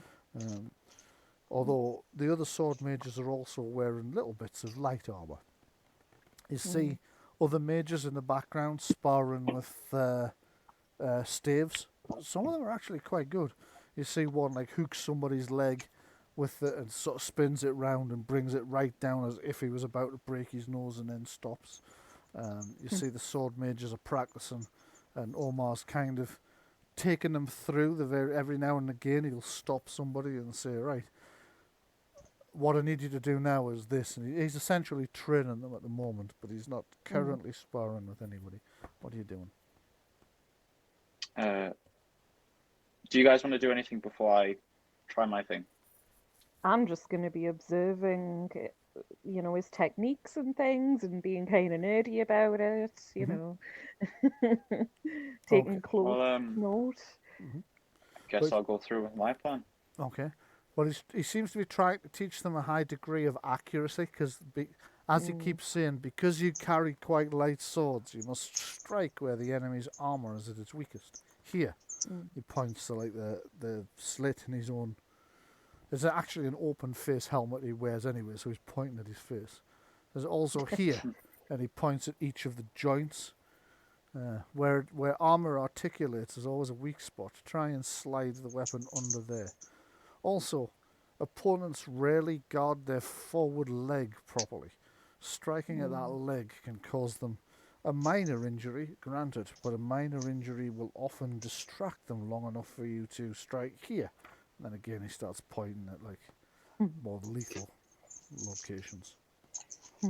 I'll grab I'll grab 2 training rapiers. Right. One for me and one for him. I'll also get myself I actually have my own shield, so I'll just use that. Okay.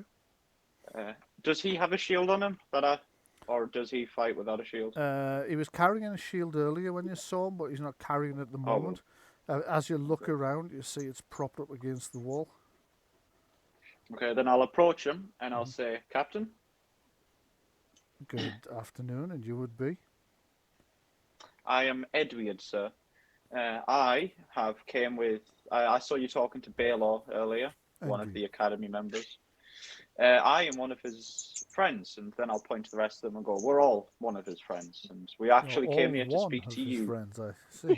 We're all a group of his friends. Interesting use of the language there. Well, he's not from round here. It's only gonna be so long I can get away with saying that, Yeah. Without just being like, God, you're just bad at English, clearly.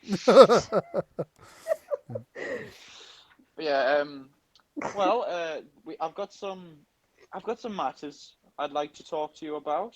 A signing of a petition, but I see that you're busy showing off, teaching students. I didn't mean to say showing off. It was a bad pause. I can see that you're. You just hit your Balore in the distance. I can see you're busy teaching students. So, if you would like, why not show your methods on a live target? I've had some experience in the field myself.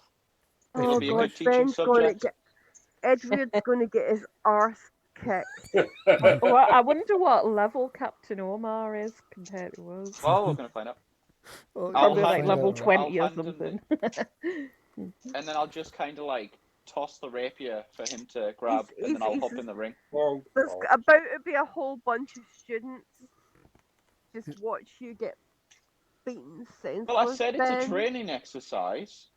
Fair enough, it's a training exercise for you and all then. Bryan, yes. Can I astral project myself with a bag of popcorn on little bleachers? Sadly, you can't. It's a shame. However, I'm just going to clear off the. I just need a break for a few minutes, guys. I need to go and get a drink. Okay. Yeah, all right, no problem. Okay. So I'm just going to remove all turns from the.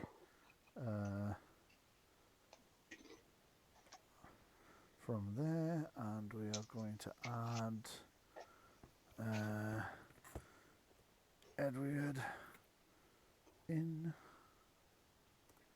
And will you go want me to ahead roll? and roll your initiative, please? Yeah. Yeah. 21. Excellent. Hmm. So this is yes. I will genuinely be surprised if he goes before me. I would be surprised if he goes before you as well, if I am entirely honest. So I'll add that. So you're on 21. I am. And he's on. I don't know yet because I haven't rolled. That's probably 17. 17. Okay. So he nods. Are you going with or without shields? I'm going with a shield. With, Yeah. right. He goes He to can have pick a shield his as up well, as I don't well. know. So he picks his shield What up. kind of shield is it? It's a round, sort of a circular medium metal shield. Ah, it's a medium. Okay. Surprisingly It's going to plain. be hard to hit him, but It'll be hard, but I mean, you're quite skilled. ah, I'm better with my bow. Obviously, you can't really have a non-lethal bow. No. Well, You can. Yeah. You could miss. That would. Although be if he uses non-lethal. his magic on you as well, you might have. well, no, that's cheating. We're not no magic. Nah, you won't be. He would fucking he would hand it to me in the first round if he could. He use wouldn't his be magic able more to. than likely. But I don't think he'd be able Well, to. it's you to go first, so go ahead and make your attack. Well, wait a minute. Okay. Won't As Edward we're doing this, what? Sorry. I'm just gonna say, hang on a minute. Isn't he? Edward might not be able to attack because of the contract. That Oh was signed. shit! for You're at fuck's -2. Yeah, you're at -2. Yeah. Wait, if I discuss the contract with him, I'll just bring up the contract and say, is there any way like we can pause the contract? Sadly, there isn't. No. I You'll could be go able to easy on attack you if you him. liked. Fuck's sake. Okay. Well, try it with -2. You might. Well, be as my okay. minor action, I'm going to do the defense thingy. Okay, go for it. No, actually, I won't. I'm not going to, You're not? because then I'll be at like -1 to hit him next round. Good point. Yeah. So go ahead and make your Fuck's sake. attack.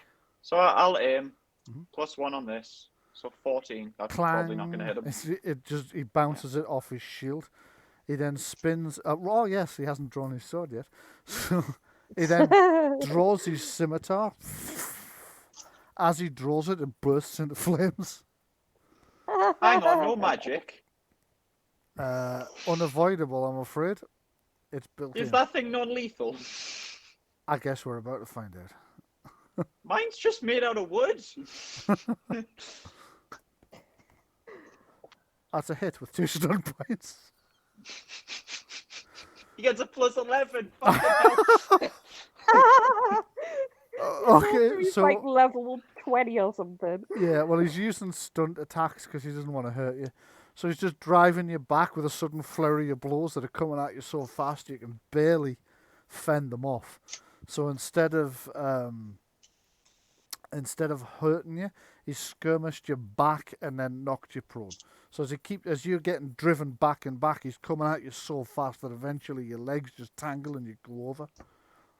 As soon as you do, he spins Jesus the Christ. scimitar around his hand and sheathes it, and then steps back, but with his hands behind his back, his eyes still on you. It doesn't look like the fight's over yet.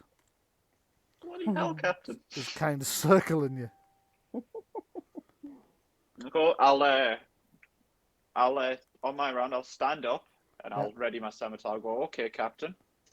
I see you're a lot more skilled than those undead skeletons, and am I able to attack? Yes. I think I have enough movement. Yes. Yeah. And then I'll go in for a hit.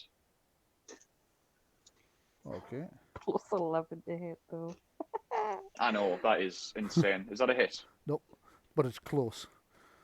So, he only just If I manages didn't to have these parry fucking that. negatives, I would hit Yeah. him. He's still -2, yeah. So Yeah. Yeah, if so it wasn't for the -2, I'd have actually hit him. if it wasn't for the -2, yes, you would. Yeah. So he manages to parry it, but he's now backing off. You're back on your feet, and you're coming forward. He parries as you keep attacking, and then he will launch his attack. Let me just do that. Yeah, that's another hit. Again, he's doing a stunt It's attack. actually only barely a hit. Yeah. Again, he's doing a stunt attack, so he does the same thing. He drives you backwards a little bit and then knocks you on your back end. And then again sheathes his scimitar and walks backwards with his eyes still on you. You were supposed to be discussing something with him while you were doing this. Yeah, you are. There we were. We're too busy getting your ass kicked. Yeah, I'll get to the matter, and yeah, I'll say we've got a petition. Would like to sign in between blows. Get my ass kicked. Like there's a petition. I'll go over what we've told everyone else. We know that Mordraine's envoy's here. We suspect that she's trying to like put the academy on the usurper side. Let's see. While we're about that. Me and a bunch of my other friends, I don't know what I call you. Associates. A bunch of the others. Associate, yeah. Me and a bunch of the other associates, we all want to do the exact opposite. We want to align with the uprising, at least, maybe even only temporarily. Again, this doesn't what mean do you want me to do necessarily about that. it? Well, we have a petition, and to put the petition forward to the council, we need one more signature. And I see. Well, in that that's case, the signature you want. in And that then as I case- say that, I'll go for another blow. Okay, and as you're going for the Fucking blow, hit he him. says, in that case, if you land a blow, then I'll sign your petition. As you come forward, you see he instead of bringing his sword up, he sheathes it. So he's literally just Oh, said, really? if you land a blow, I'll sign your petition. When he puts his sword away and turns sideways, so he's not looking at you, and you smack across the back. What would you like to do with your 6 stun points? Well, this is all going to be non-lethal because I'm using a training sword, remember, okay? Yeah. But I am going to do extra damage. Okay. So this would be non-lethal damage. Yeah. So Uh, stun let's- damage. If you hit him, then you were getting a signature, then, aren't we? Yeah, exactly. So I would do combat stunts. Let's do knock prone. Mhm. Fucking pierce armor. And the one that makes me do more damage, mighty blow. Mighty blow. Okay. How much? What's his dexterity? So less than 5. No, it's 5. It is 5, so I won't get my extra d6. No. That's okay. Well, you And tried then this is actually, from the didn't mighty blow. Okay, and you did armor piercing as well, didn't you? I did. So it's 9. That's, okay, so you managed to draw blood even though you're trying not to hurt him too much. He's knocked prone. And he's you? knocked Yeah, and he's prone. on his butt. As he hits the ground, you hear him go, "Oh no, you appear to have bested me. As I promised, I must sign your petition." I'll give him a smirk, and then I'll put my hand out to help him up. He takes your hand and he lets you help him up. He winks as well when you smirk at him. Bring me the petition, then I'll sign it as I promised. You all saw me. You all saw he beat me fair and square. Yes. Some of the other mages are like, he fucking didn't. Oh, okay, whatever you say. I'll There's hand like him the one petition guy and who I'll doesn't quite know when to shut up, who just goes, but you've hit him twice and he's only hit you once. How is that a win? Everybody just looks at him as if to go, shut. Yeah. Don't speak. Just silence. And the captain You goes. just see him being dragged away with the hand over his Captain Omar goes. But he actually drew blood, so we'll count that as 3 points, shall we? Shall we? I'll hand right, him okay, I'll say yes him then. the petition. He signs I'll it. hand him the petition, and as I give it to him, I'll say, "You're a bloody good swordsman." Yeah. Well, I've had a bit of practice. Well, we've got our 3 signatures now. You have. Can I be cheeky in asking if he might be able to show me a few techniques, seeing as I'm sword mage as well? Yeah. You You know, can like, do. be very grateful if you could spare a little bit of time. So you spend some time sparring with him. What he tells you is never to be quite as flashy as he was being with your elven friend. He said, because I knew this was just friendly, it didn't matter. But when it's for real, don't waste time being flashy. Don't waste time trying to intimidate the enemy. Just get him hurt. Just twat them. Yes. And he shows you a technique for drawing your sword and using it as the first strike at the same time. So step forward, get in close, draw the sword across, so that the actual act of pulling the sword draws the blade across their body. You actually saw Captain Angus do it when fighting the skeleton things. And he repeats what he told the others.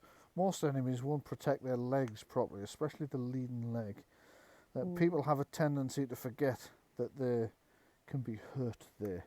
Now, if you catch a person's leg here or here, you can split the femoral artery and cause them to bleed out surprisingly quickly. They can be dead before they know it. But even if all you do is chip the bones of the lower leg, that will cause them significant pain and discomfort. Often they'll double over when they do it, and you can strike here or across the back of the head. Well, I will thank him very much for his advice. You are very welcome. And I look forward to hearing your petition next week. So we will leave it there. You've managed to get the 3 signatures you need to bring a petition in front of the council. What are their names again? The names are... Sorry, I've just closed my book. Let me just check which ones you got. It was... Captain Omar. Illyria. Yeah, Mistress Illyria, Vice Chancellor Selenica, and Captain Omar Selaluk.